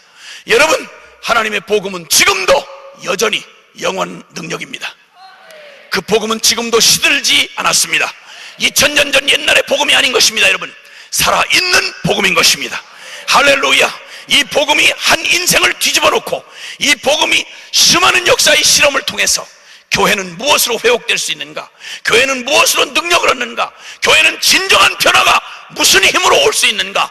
교회는 어떻게 역동적인 힘을 가지고 세상을 변화시킬 수 있는가? 무식하고 미련해 보이지만 십자가의 복음의 능력인 것입니다. 할렐루야! 고린도전서 1장 18절에 십자가의 도가 멸망하는 자들에게는 미련한 것이요 구원을 얻는 우리에게는 하나님의 능력이 됩니다. 아멘입니까? 헬라인은 지식을 구하고 유대인은 표적을 구하나 우리는 십자가에 못 박힌 그리스도만을 전하니 유대인에게는 거리끼는 것이요 헬라인에게는 미련한 것이로되 그러나 하나님의 부르심을 입은 자들에게는 헬라인에게나 유대인에게나 그리스도는 십자가의 그리스도는 하나님의 능력이요 하나님의 지혜니라. 할렐루야! 종교개혁이 그러했습니다. 하나님이 원래 주신 영원한 복음, 2000년 전 복음 따로 있고 오늘날 우리가 받는 복음 따로 있는 거 아닙니다. 여러분, 이제 이 위기의 때를 통과하면서 이 교회가 이제는 불같이 일어나고 다시 거룩한 거룩을 다시 회복하며 하나님의 살아계신 능력을 회복하는 길이 무엇인가? 십자가 복음으로 돌아오는 것입니다. 예수면 충분한 그런 존재가 되어지는 것입니다. 여러분, 예수님은 우리가 걸치는 몇몇 수양 도덕 종교 중에 하나, 나에게 장식용 하나가 아닙니다. 십자가는 내 목걸이에 많은 목걸이 중에 하나 걸칠 장식품이 아닌 것입니다. 여러분, 십자가는 내용 그대로 내가 죽고 나의 모든 존재가 죽고 오직 예수 그리스도가 나의 일부분이 아니라 문제 해결사가 아니라 나의 전부가 되는 십자가의 생명의 능력이 나에게 실제가 되는 복음을 말하는 것입니다. 이 복음이야말로 사람들을 변화시킬 수 있습니다. 소망 없다고 하던 바로 이 세대 한복판에 부족하지만 아무것도 아닌 저희들에게, 여러분, 순회선교단이라는 단체에 속해 있습니다. 하나님의 선교 완성은 어떻게 이루어질 수 있는가? 간단하게 생각했습니다. 그래, 우리 모두가 연합하면, 우리가 연합해서 하기만 하면 주님의 영광 가운데 풍성한 대로 우리 쓸 것을 다 주셨다고 했으니 우리가 서로 다른 은사들을 함께 연합해서 선교 우리 네 거 내 거 하지 말고 네 교파 내 교파 하지 말고 네 단체 내 단체 하지 말고 함께 모아서 힘을 모으면 선교 완성되고 그렇게 사모하던 주님 오시겠구나. 너무나 순진난만한 생각을 하고 선교 현장에 뛰어들었습니다. 선교 현장에 있는 선교사님들을 감동시키고 어떻게 하면 연합을 할 수 있는지 애걸복걸하고 다니기 시작했습니다. 놀랍게도 연합처럼 불가능한 것이 없었습니다. 누구도 연합하려고 노력하지도 않을 뿐만 아니라 어떤 분은 연합을 회방하는 분들도 있었습니다. 다 좋다는 말은 하지만 연합은 여러분 그냥 되는 게 아닙니다. 연합이란 한마디로 말로 나의 자기 것을 버리지 않는 한 연합이 일어날 수 없습니다. 오늘날 우리 교회 안에 모든 성도들이 함께 있지만 서로 자기 일만 구하면 여러분 아무 일도 여기는 일어날 수 없고 능력을 발휘할 수 없습니다. 네 집은 네가 져라, 난 모르겠다, 이러는 사람들이 모여있는 지독한 이기주의, 개인주의에 가득 찬 이 세대 한복판에서 하나님의 공동체는 그런 식으로 이루어지지를 않습니다. 몸은 모든 지체가 다 자기를 위해 존재하지 않습니다. 손은 손 자체를 위해 존재하지 아니하고 모든 지체를 섬기기 위해서 존재합니다. 발은 발 그대로 온몸의 무게를 지탱하면서 자신의 존재를 주어 이 몸을 지탱해 줍니다. 모든 장기와 지체들이 다 그렇게 자신을 위해 살지 않을 때 몸은 진정한 건강한 한 몸으로 존재할 수가 있는 것입니다. 하나님의 교회도 마찬가지인 것입니다. 그리스도의 몸이 건강하면 서로 연합할 텐데 연합이 이루어지질 않았습니다. 하다 안 되는 절망 앞에 저희도 절망하고 주저앉았습니다. 우리도 공동생활하는 우리들 안에도 갈등이 생겨서 작은 몇 명끼리도 같이 연합하지 못하는 우리의 모습 앞에 왜 복음은 이렇게 위대하고 하나님은 우리를 위해서 당신 아들을 내어주기까지, 그분은 십자가에 자신의 생명을 내주기까지 우리를 사랑하고 섬겼는데 우리는 입술로만 주님을 사랑한다고 말하고 입술로 섬긴다고 말하는데 우리는 왜 이게 실제가 되지 않는가? 이 실제라는 말에 부딪혔습니다. 왜 복음이 우리에게는 실제가 되지 않는가 고민하고 부딪히고 절망의 밤을 지나야만 했습니다. 이 절망의 끝에서, 절망의 끝자락에서 주님은 이미 우리가 알고 있었던 복음 앞에 우리를 실제로 세우기를 시작했습니다. 얼마나 하나님의 진리가 아닌, 복음의 진리가 아닌 것들로 내 몸, 이 사상과 온 육체가 똘똘 뭉쳐져 있는지, 꼭 문화세 때에 세워진 성전 안에 든 가득한 우상처럼 우리 안에 입술로는 주님을 고백하고 예배할 때는 하나님을 예배하는데 하나님 앞에 넘겨지지 않은 나의 모든 사상, 가치, 그리고 나의 모든 욕심, 정욕, 나의 모든 정서들 안에 하나님 그분이 아니라 이 세상의 우상들로 가득 찬 우리의 모습들의 실상을 보게 주었습니다. 십자가 앞에 덜덜 떨면서 나아갔고 십자가의 죽음 앞에 나의 죽음이 실제가 되는 시간을 가졌습니다. 주님의 죽음이 실제가 되고 나니까 이제는 떠드는 가르치는 복음이 아니라, 외치는 복음이 아니라 그 복음이 우리의 실제가 되었습니다. 주님 죽을 때 나 죽은 것이, 나에 대하여 죽은 죽음이 온전히 마음에 받아들여지고 나니까 이제는 내가 아니라 이제 나의 모든 결정부터 시작해서, 나의 기쁨으로부터 시작해서 나의 움직이는 모든 능력이 다 주님 그분이 하셨습니다. 오직 그분만이 나의 힘이십니다. 이 고백이 저절로 우리의 고백이 되게 하셨습니다. 여러분, 이렇게 변화된 뒤에 우리가 우리에게 이루신 이 복음의 실제를 나누기 시작했습니다. 선교사님들에게 나누기 시작했고, 목회자들에게 나누기 시작했습니다. 한국 교회 앞에 나누기 시작했습니다. 그런데 여러분 기뻐해 주십시오. 놀라운 건 그토록 복음을 안다고 하면서도 지독하게 오래 묵어서 더 이상은 변하기를 거부하는 오래된 모태신앙들, 도저히 변하지 않을 거라고 말했던 모태신앙들이 드디어 움직이기를 시작했습니다. 그 굳은살이 이렇게 두껍게 진 모태신앙들이 드디어 움직이기를 시작했습니다. 충격을 받기 시작했습니다. 태어나서 드라마를 보고 흘릴 눈물이 있어도 십자가를 보고는 눈물 한 방울 흘리지 못했다던 모태신앙 장로님이 통곡을 하기 시작했습니다. 반질반질한 권사님이 뒤집어지기를 시작했습니다. 목사들, 장로, 딸이 십자가를 소리만 들어도 눈물이 주르르 흐르는 역사가 일어나기 시작했습니다. 지독하게 안 변하고 적그리도처럼 버티고 앉아 있었던 하나님의 이 돌덩어리 같은 인생들이 복음, 십자가 복음 앞에 깨어지기 시작하고 변화되기를 시작했습니다. 이 작은 저희들의 섬김을 통해서 지금 한국 교회 안에 적지 않은 파장이 일어나고 있습니다. 하나님이 목회자들을 뒤바꾸시고, 그리고 교회 장로님들을 뒤바꾸시고, 권사님들을 훌렁 뒤집어지게 하시고, 텔레비는 나의 목자시 내가 부족함이 없다 이러고 앉아서 성경을 보면 눈이 침침한데 텔레비는 어쩜 그렇게 잘 보여, 이 빌어먹을 맨 눈이. 이런 권사들을 훌렁 뒤집어 놓으사 텔레비가 떨리게 보이게 하시고 성경이 똑바로 보이게 하시는 이런 은혜를 주시고, 할렐루야. 그렇게 혐오하던, 교회를 미워하고 싫어하던 모태신앙들, 모태장아찌들이 세상에 열차에 나가서 그렇게 혐오하던 사람들이, 목사들이 세상에 나가가지고 지하철에서 예수 그리스도 이 복음을 눈물 흘리며 전하는 이런 기적들을 지금 여러분, 지금 이 한복판에서, 서울 한복판에서 여러분 전국에서 일으켜주고 계십니다. 젊은이들이 기꺼이 헌신하고 선교지로 향하여 나아가고 있고, 평범하게 살던 예수쟁이들이 이제는 박차고 일어나서 졸고 자빠져서 제 기도만, 또 제 몫의 기도도, 제 밥그릇 찾아먹는 기도도 못하던 자들이 이제는 열방을 위하여 기도하기 위하여 그들의 삶의 시간들을 떼어서 24시간 365일 기도하는 기도의 대열에 참여하고, 9,000명이 넘는 자들이 이제는 평범한 삶을, 안락한 삶을 포기하고 이제는 주님 열방이 주님 오실 그날까지 이제 내가 열방의 그 임할 복음의 소원이 나의 가장 중요한 소원이 됐다고 고백하며 기도하는 사람들을 주님께서 일으켜 주셨습니다. 지극히 어린아이 같고 젖먹이 같은 자들의 입에 권능을 세우시며, 이는 저 보수자로, 저 원수들로 잠잠케 하려 하심이니이다. 여러분, 복음이 이 일을 이루어내는 것입니다. 하나님의 교회는 이 복음이면 충분했습니다. 예수면 충분했습니다. 여러분, 할렐루야. 주님은 역사에 개신교회가 종교개혁을 일으킨 다음에 다시 또다시 논쟁, 교리 논쟁으로 빠져들고 있을 때 한 작은 무리들을 하나 준비해 오셨습니다. 모라비안 교도들이라고 하는 진젠돌프 백작과 함께한 모렌 교도들이 그들에게 임한 하나님의 거룩한 성령의 능력으로 그들을 감동시키시는 하나님의 은혜를 체험한 다음에 이 하나님의 영광을 발견하고는 평범하게 살 수 없다. 이 영광이 모든 교회 안에 임해하고 온 열방의 모든 영혼들이 봐야 한다. 이렇게 다짐을 하고는 몇십 명이 헌신을 하고 무슨 일을 시작한지 아십니까? 여러분, 지금 은혜 아닌 교회는 성도가 몇 명입니까? 어마어마하지 않습니까? 그런데 여러분, 이 진젠돌프와 함께 했던 모라비안들은 몇백 명도 되지 않은 작은 무리였습니다. 그 중에 20, 30명이 무슨 결심을 한지 아십니까? 이 땅끝이 하나님의 영광을 볼 때까지 24시간 365일 우리는 기도하고야 말리라. 그리고는 기도하기 시작했습니다. 하나님 나라의 부흥과 선교 완성을 위해 기도하기 시작한 거죠.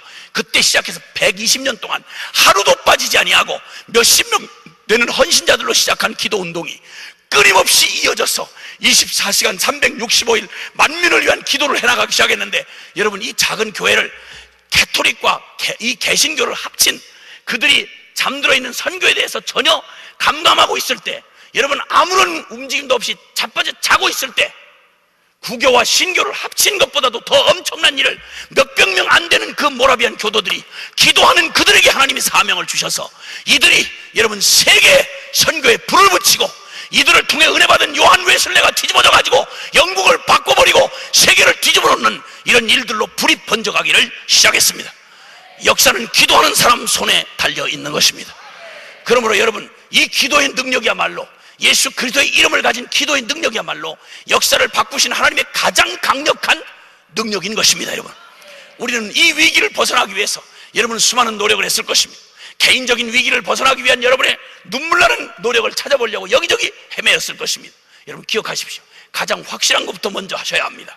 여러분 삶의 이 복음과 기도가 두기둥처럼 딱 버티고 서도록 여러분 이 위기를 어쩌면 하나님이 그렇게 허락해 주신지 모릅니다.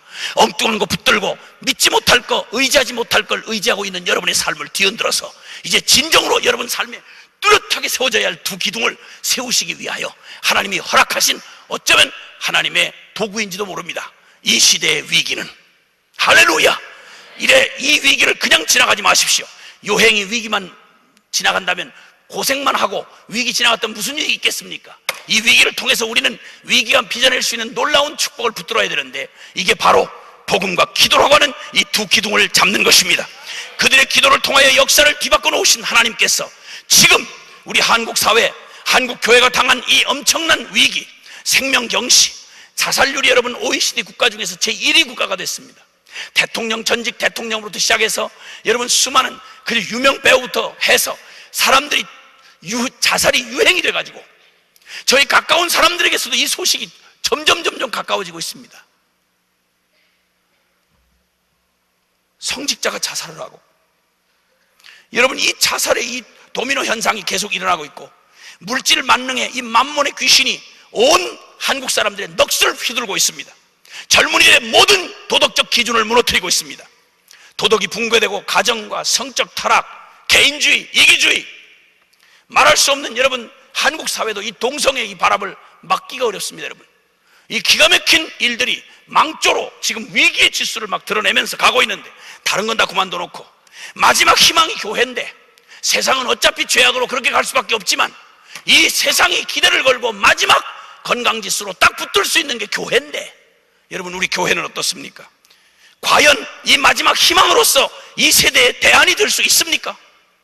마지막 희망인 교회가 힘을 잃는다면, 하나님이 마지막 그 키를 주신 그 교회가 타락하면, 만약 그 교회가 이 엄청난 구원의 키를 가지고 있는 교회가 잠이 들었다면, 예수 이름으로 구하기만 하면 하나님의 능력을 이 땅에 오게 하고 열방을 구원할 수 있는 교회가 그 키를 움켜쥔 채 잠들어 있다면, 쓰지 않는다면, 하늘문을 열지 않는다면, 여러분 이 위기를 어떻게 하면 좋죠?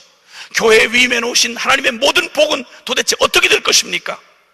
사랑하는 여러분, 주님 오늘 이 신약교회에 우리들에게 주신 이 두 기둥, 복음과 기도라고 하는 이 두 기둥이 뚜렷하게 우리에게 주어진 하나님의 축복입니다. 이미 주어져 있습니다. 우리의 삶에 우리가 성전을 더럽혔을 뿐이고 무시했을 뿐이지, 하나님은 이미 우리에게 십자가를 통해서 이 어마어마한 복음을 우리에게 이미 주었습니다. 목마른 사슴처럼, 요시야 왕처럼 홀로 외롭게 보이지만 그가 주변의 잡다한 우상들을 제거하기 시작하고 성전을 고치기 시작할 때 성전 수리를 하다가 만난 게 복음이었습니다. 여러분, 우리의 삶에 복음에 집중하지 못하고 기도에 전념하지 못하게 하는 여러분의 삶에 지저분하고 잡다한 것들, 이것들을 정리하셔야 합니다. 주님의 나라를 사모하셔야 합니다.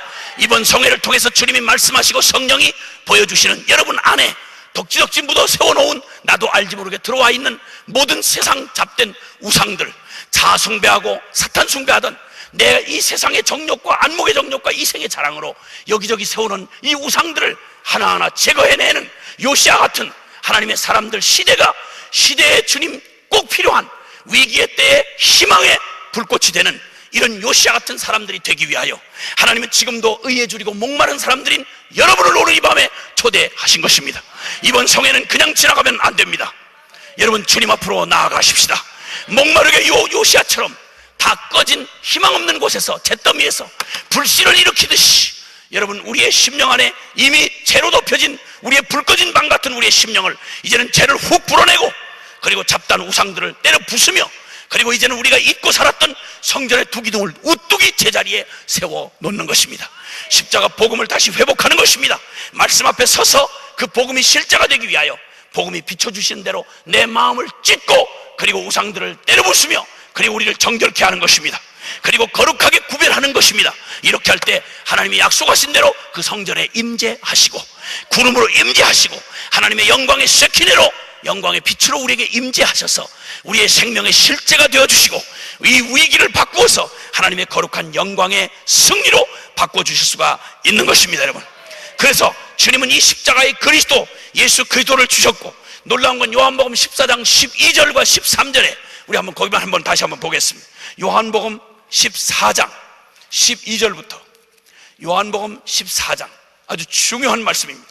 한 기둥 중에 복음 기둥 외에 다른 한 기둥, 기도의 기둥을 주님이 뭐라고 말씀해 주시는지 한번 보겠습니다. 요한복음 14장 12절부터 13절 시작. 진실로 진실로 너에게 이르노니 나를 믿는 자는 나의 하는 일을 저도 할 것이요 또한 이보다 큰 것도 하리니 이는 내가 아버지께로 감이니라. 너희가 내 이름으로 무엇을 구하든지 내가 시행하리니 이는 아버지로 하여금 아들을 인하여 영광을 얻으시게 하려 함이라. 아멘. 아멘. 여기 말씀합니다. 나를 믿는 자, 예수 그리스도를 십자가의 복음을 통해서 믿는 자에게는 어마어마한 약속이 주어져 있는데, 예수 그리스도 나의 하는 일을 저도 할 것이요 또한 이보다 더 큰 것도 하리니 이는 내가 아버지께로 감이니라. 그 어마어마한 주님보다 더 큰 일을 하는 인생으로 우리 삶을 바꿔놓겠다고 약속하셨습니다. 그럼 어떻게 그렇게 하느냐? 너희가 내 이름으로 무엇을 구하든지 내가 시행하리라. 예수 그리스도의 이름, 십자가 복음을 통해서 나에게 주어졌던 그 예수 그리스도의 이름의 이 권세, 이거로 너희가 구하면 내가 시행하겠다. 여러분, 이 말은 무슨 말인고 하니 따라합시다. 사람이 일을 하면 사람이 일할 뿐이지만 사람이 기도하면 주님이 친히 일하신다. 할렐루야. 아멘입니까 여러분? 아멘. 아멘. 사람이 일을 하고 쫓아다니고 부지런 떨면 그것은 오직 사람이 수준대로, 사람 수준만큼밖에 할 수 없지만 사람이 기도를 하면 하나님이 친히 일하시겠다고 약속하셨습니다. 이게 바로 기도라고 하는 이 기둥을 우리에게 허락해 주신 것입니다. 여러분, 그러니까 이 엄청난 십자가의 복음이 나에게 실제가 되고, 그리고 이 십자가의 복음으로 말미암아 우리에게 주어진 예수 그리스도의 이름으로 기도하는 이 권세를 우리에게 주셨다고 하면, 이제 내가 기도하기만 하면 주님이 직접 일하신다 하시니, 여러분, 기도하면 주님의 수준의 일이 일어날 것을 믿으시는 분만 아멘 합시다. 이 완전한 복음을 우리에게, 십자가의 복음을 주셨고, 이제는 주님이 친히 우리의 능력이 되시는, 그분이 우리의 능력이시라고 하는 사실을 믿는 실제 고백이 뭐냐면 기도에 무릎을 꿇는 것입니다. 그런 여러분, 오늘 열방기도센터가 오픈됐다고 하는 이 사실이야말로 얼마나 어마어마한 얘기가 되겠습니까? 이 결론으로 볼 때 여러분, 주님께서 이 교회에, 주님은 십자가 복음의 깃발을, 기치를 굳게 세우게 하시고 뿐만 아니라, 여러분, 이제 이 복음으로 우리에게 허락되진 이 기도, 이것 가지고 열방을 통치하는 시편 2편 7절 이하에 내게 구하라 열방을 내게 주리니 그리하면 내 소유가 땅끝까지 이르리로다. 할렐루야. 선교를 마무리 짓는 이 일은 인간의 노력으로는 불가능합니다. 여러분, 이 주님께서 이 센터를 허락하시고 하나님의 거룩한 백성들을 초청하사 여러분, 열방 기도, 세계 기도 센터를 세우시고 이 깃발을, 기치를 높게 들게 하신 이 어마어마한 선포를 할 수 있게 된 근거가 바로 뭐냐면 바로 이 복음과 기도의 두 기둥이 우리에게 주어져 있기 때문인 것입니다. 이제 이 깃발, 야긴과 보아스의 이 기둥, 주님이면 충분합니다. 완전한 십자가의 복음, 그리고 주님이 능력이십니다. 온전한 믿음으로 주님 앞에 기도하고 나아가는 우리의 이 걸음을 누구도 막을 수가 없습니다. 여러분, 이제 내 삶의 이 두 기둥을 견고히 세워야 되는 것입니다. 항상 교회가 흔들리고 방황하고 세상에 짓눌리고 그리고 밀려오는 폭풍에 통째로 방향을 잃은 채 흔들렸던 것은 바로 이 복음 대신 인간의 신학과 인간의 지식이 더 판을 칠 때, 이때 교회는 통째로 흔들렸습니다.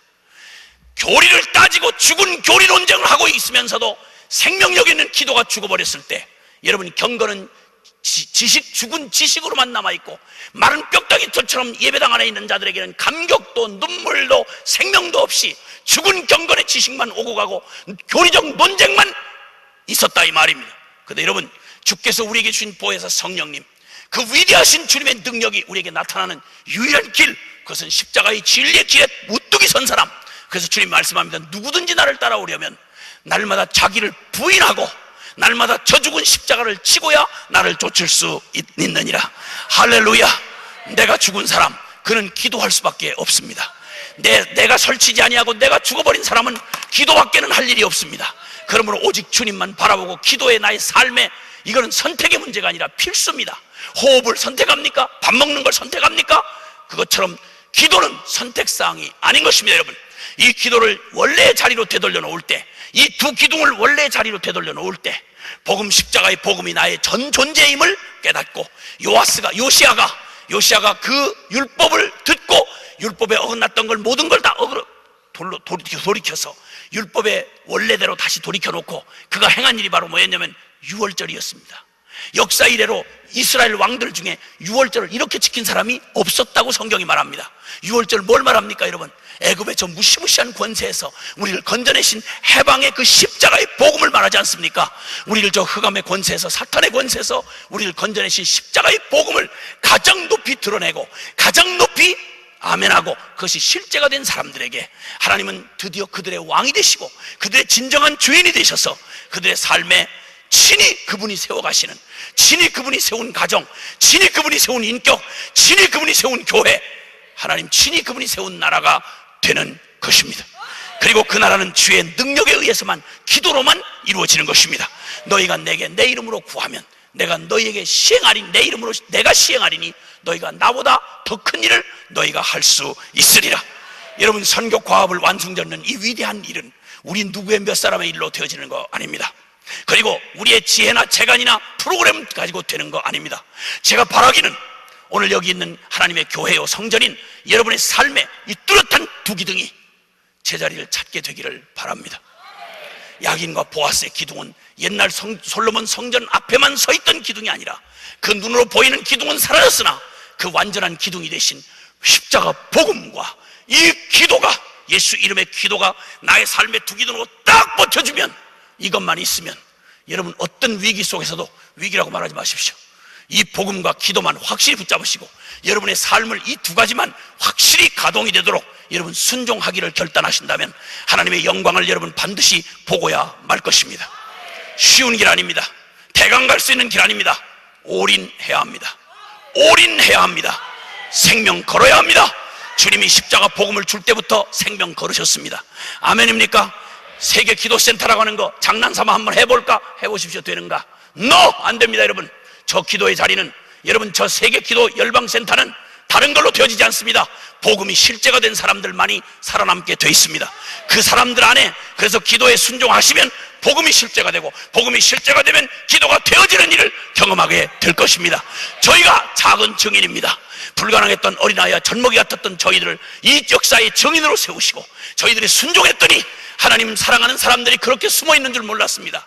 여기저기서 주님을 사랑하는 사람들이 일어나기 시작했습니다.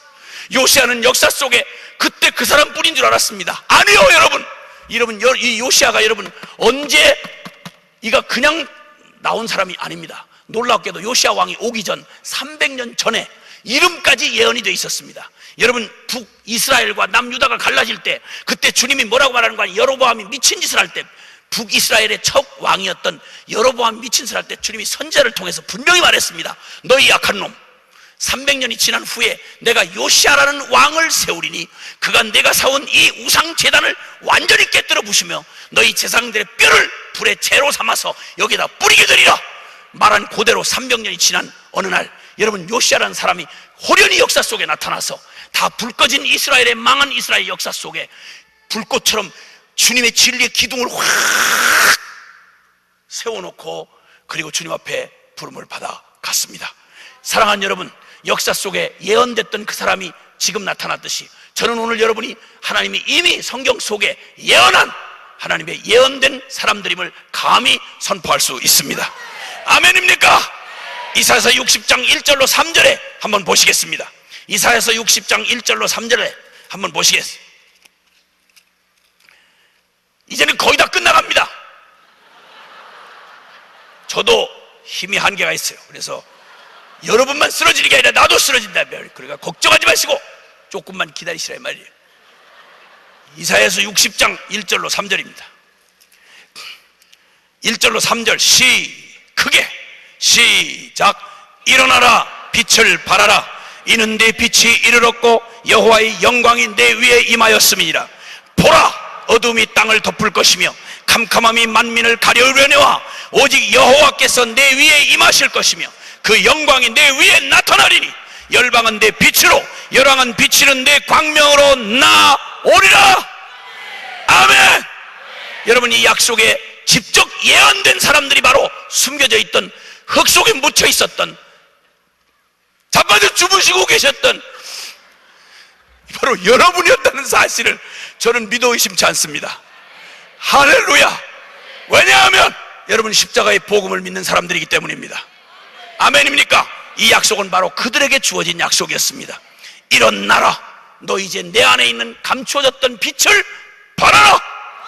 약속된 요시아가 300년이 지난 어느 날 호련히 역사 속에 나타나서 하나님 앞에 거룩한 쓰임을 받고 불꽃처럼 복음과 기도의 두 진리의 기둥을 불꽃처럼 봉합불처럼 들었던 것처럼 나는 오늘 감사하게도 여러분 이 땅에, 이 미주 땅에 오 하나님께서 이 교회를 들어 열방 기도센터에 이 봉합불을 활짝 들게 하신 주님을 찬양합니다.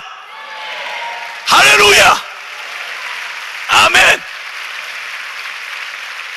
할렐루야. 여러분, 저 2003년 1월에 주님께서 저를 5박 6일 동안 제 사무실에 가둬놓으시고 기도하게 하실 때였습니다. 하나님, 어쩌면 열방이 주의 영광을 보겠습니까? 우리의 작고 미천한 힘으로 이 거대한 과업을 어떻게 하겠습니까? 주님, 우리에게 행할 바를 가르쳐 주십시오. 기도하던 저에게 어처구니 없도록 주님은 24시간 365일 기도할 사람들을 세워 온 지구촌을 기도의 촛불로 온통 시줄과 날줄을 엮어 그냥 하루도 24시간 365일 쉴 틈 없이 나에게 부르짖어라. 그러면 내가 쉬지 않고 일하여 이 땅을 회복하리라. 이 약속을 주시면서 주님은 또 한 가지 주셨던 게 이사야서 56장 7절에 만민의 기도하는 집으로 내 교회를, 강도의 구렬로 만들었던 내 교회를 만민을 위한 열방 기도센터로 회복할 것이다. 이 약속을 주셨습니다. 너무 엄청난 얘기라 상상을 못했습니다.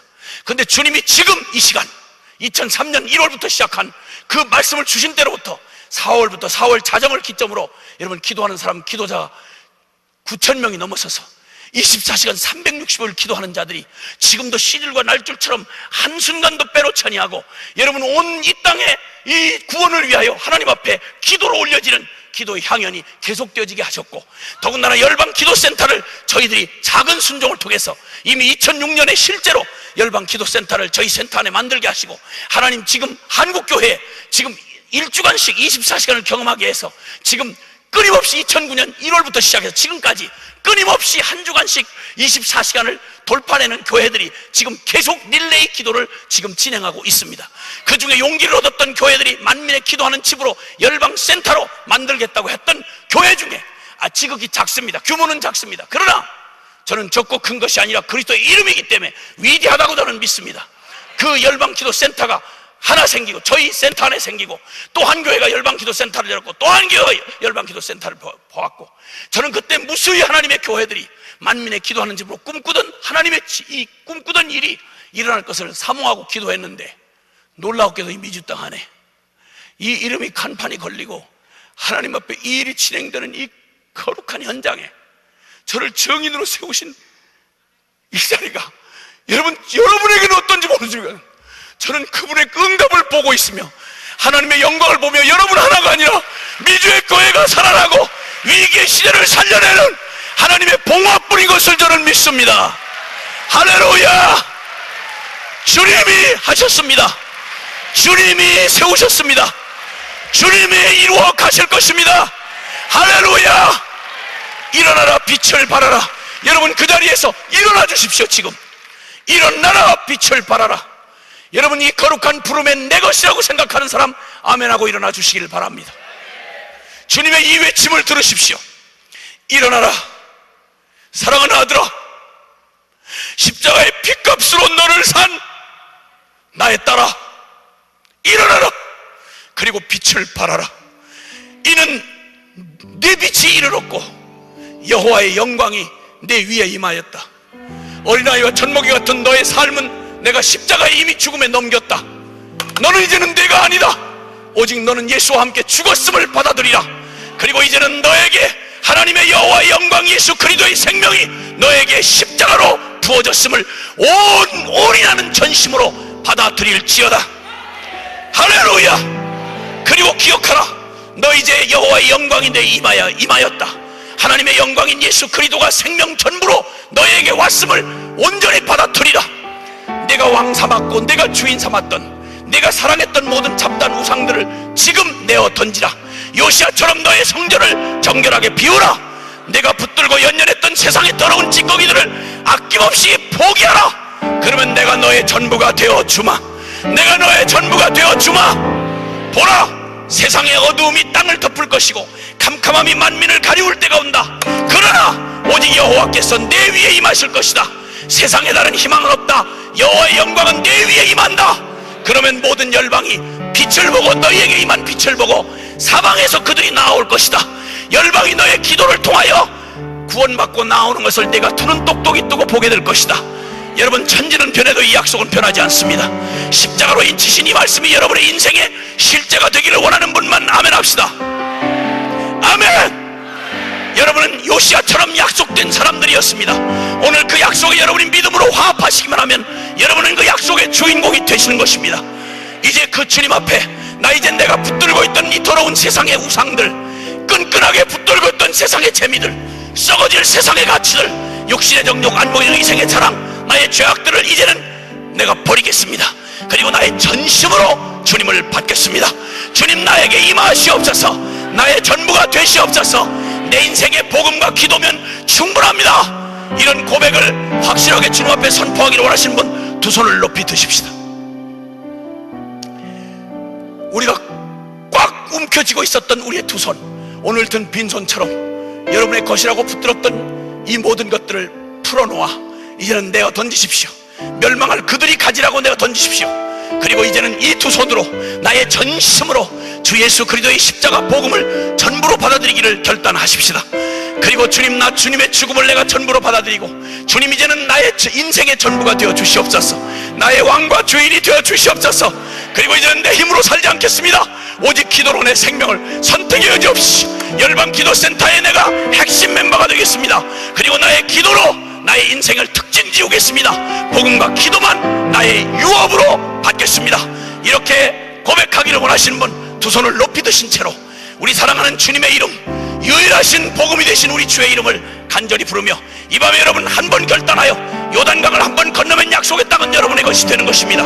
그러나 두려워서 머뭇거리면 요단강은 영원히 여러분이 건너지 못하는 숙제가 되는 것입니다. 오늘 이 밤에 건너십시다. 십자가를 건너가십시다. 그리고 주님이 나의 전부가 되기를 구하십시다. 주여 간절히 부르고 주님 앞에 간절히 부르고 우리의 전심으로 기도하며 결단하며 나아갑시다. 주여! 주여! 주여! 주여! 주여! 주여! 주여! 주여! 주여! 주여! 나의 모든 정욕, 나의 모든 세상의 우상들, 더럽혔던 성전을 더럽혔던 아버지 하나님 주님 아닌 것들, 이 더러운 정욕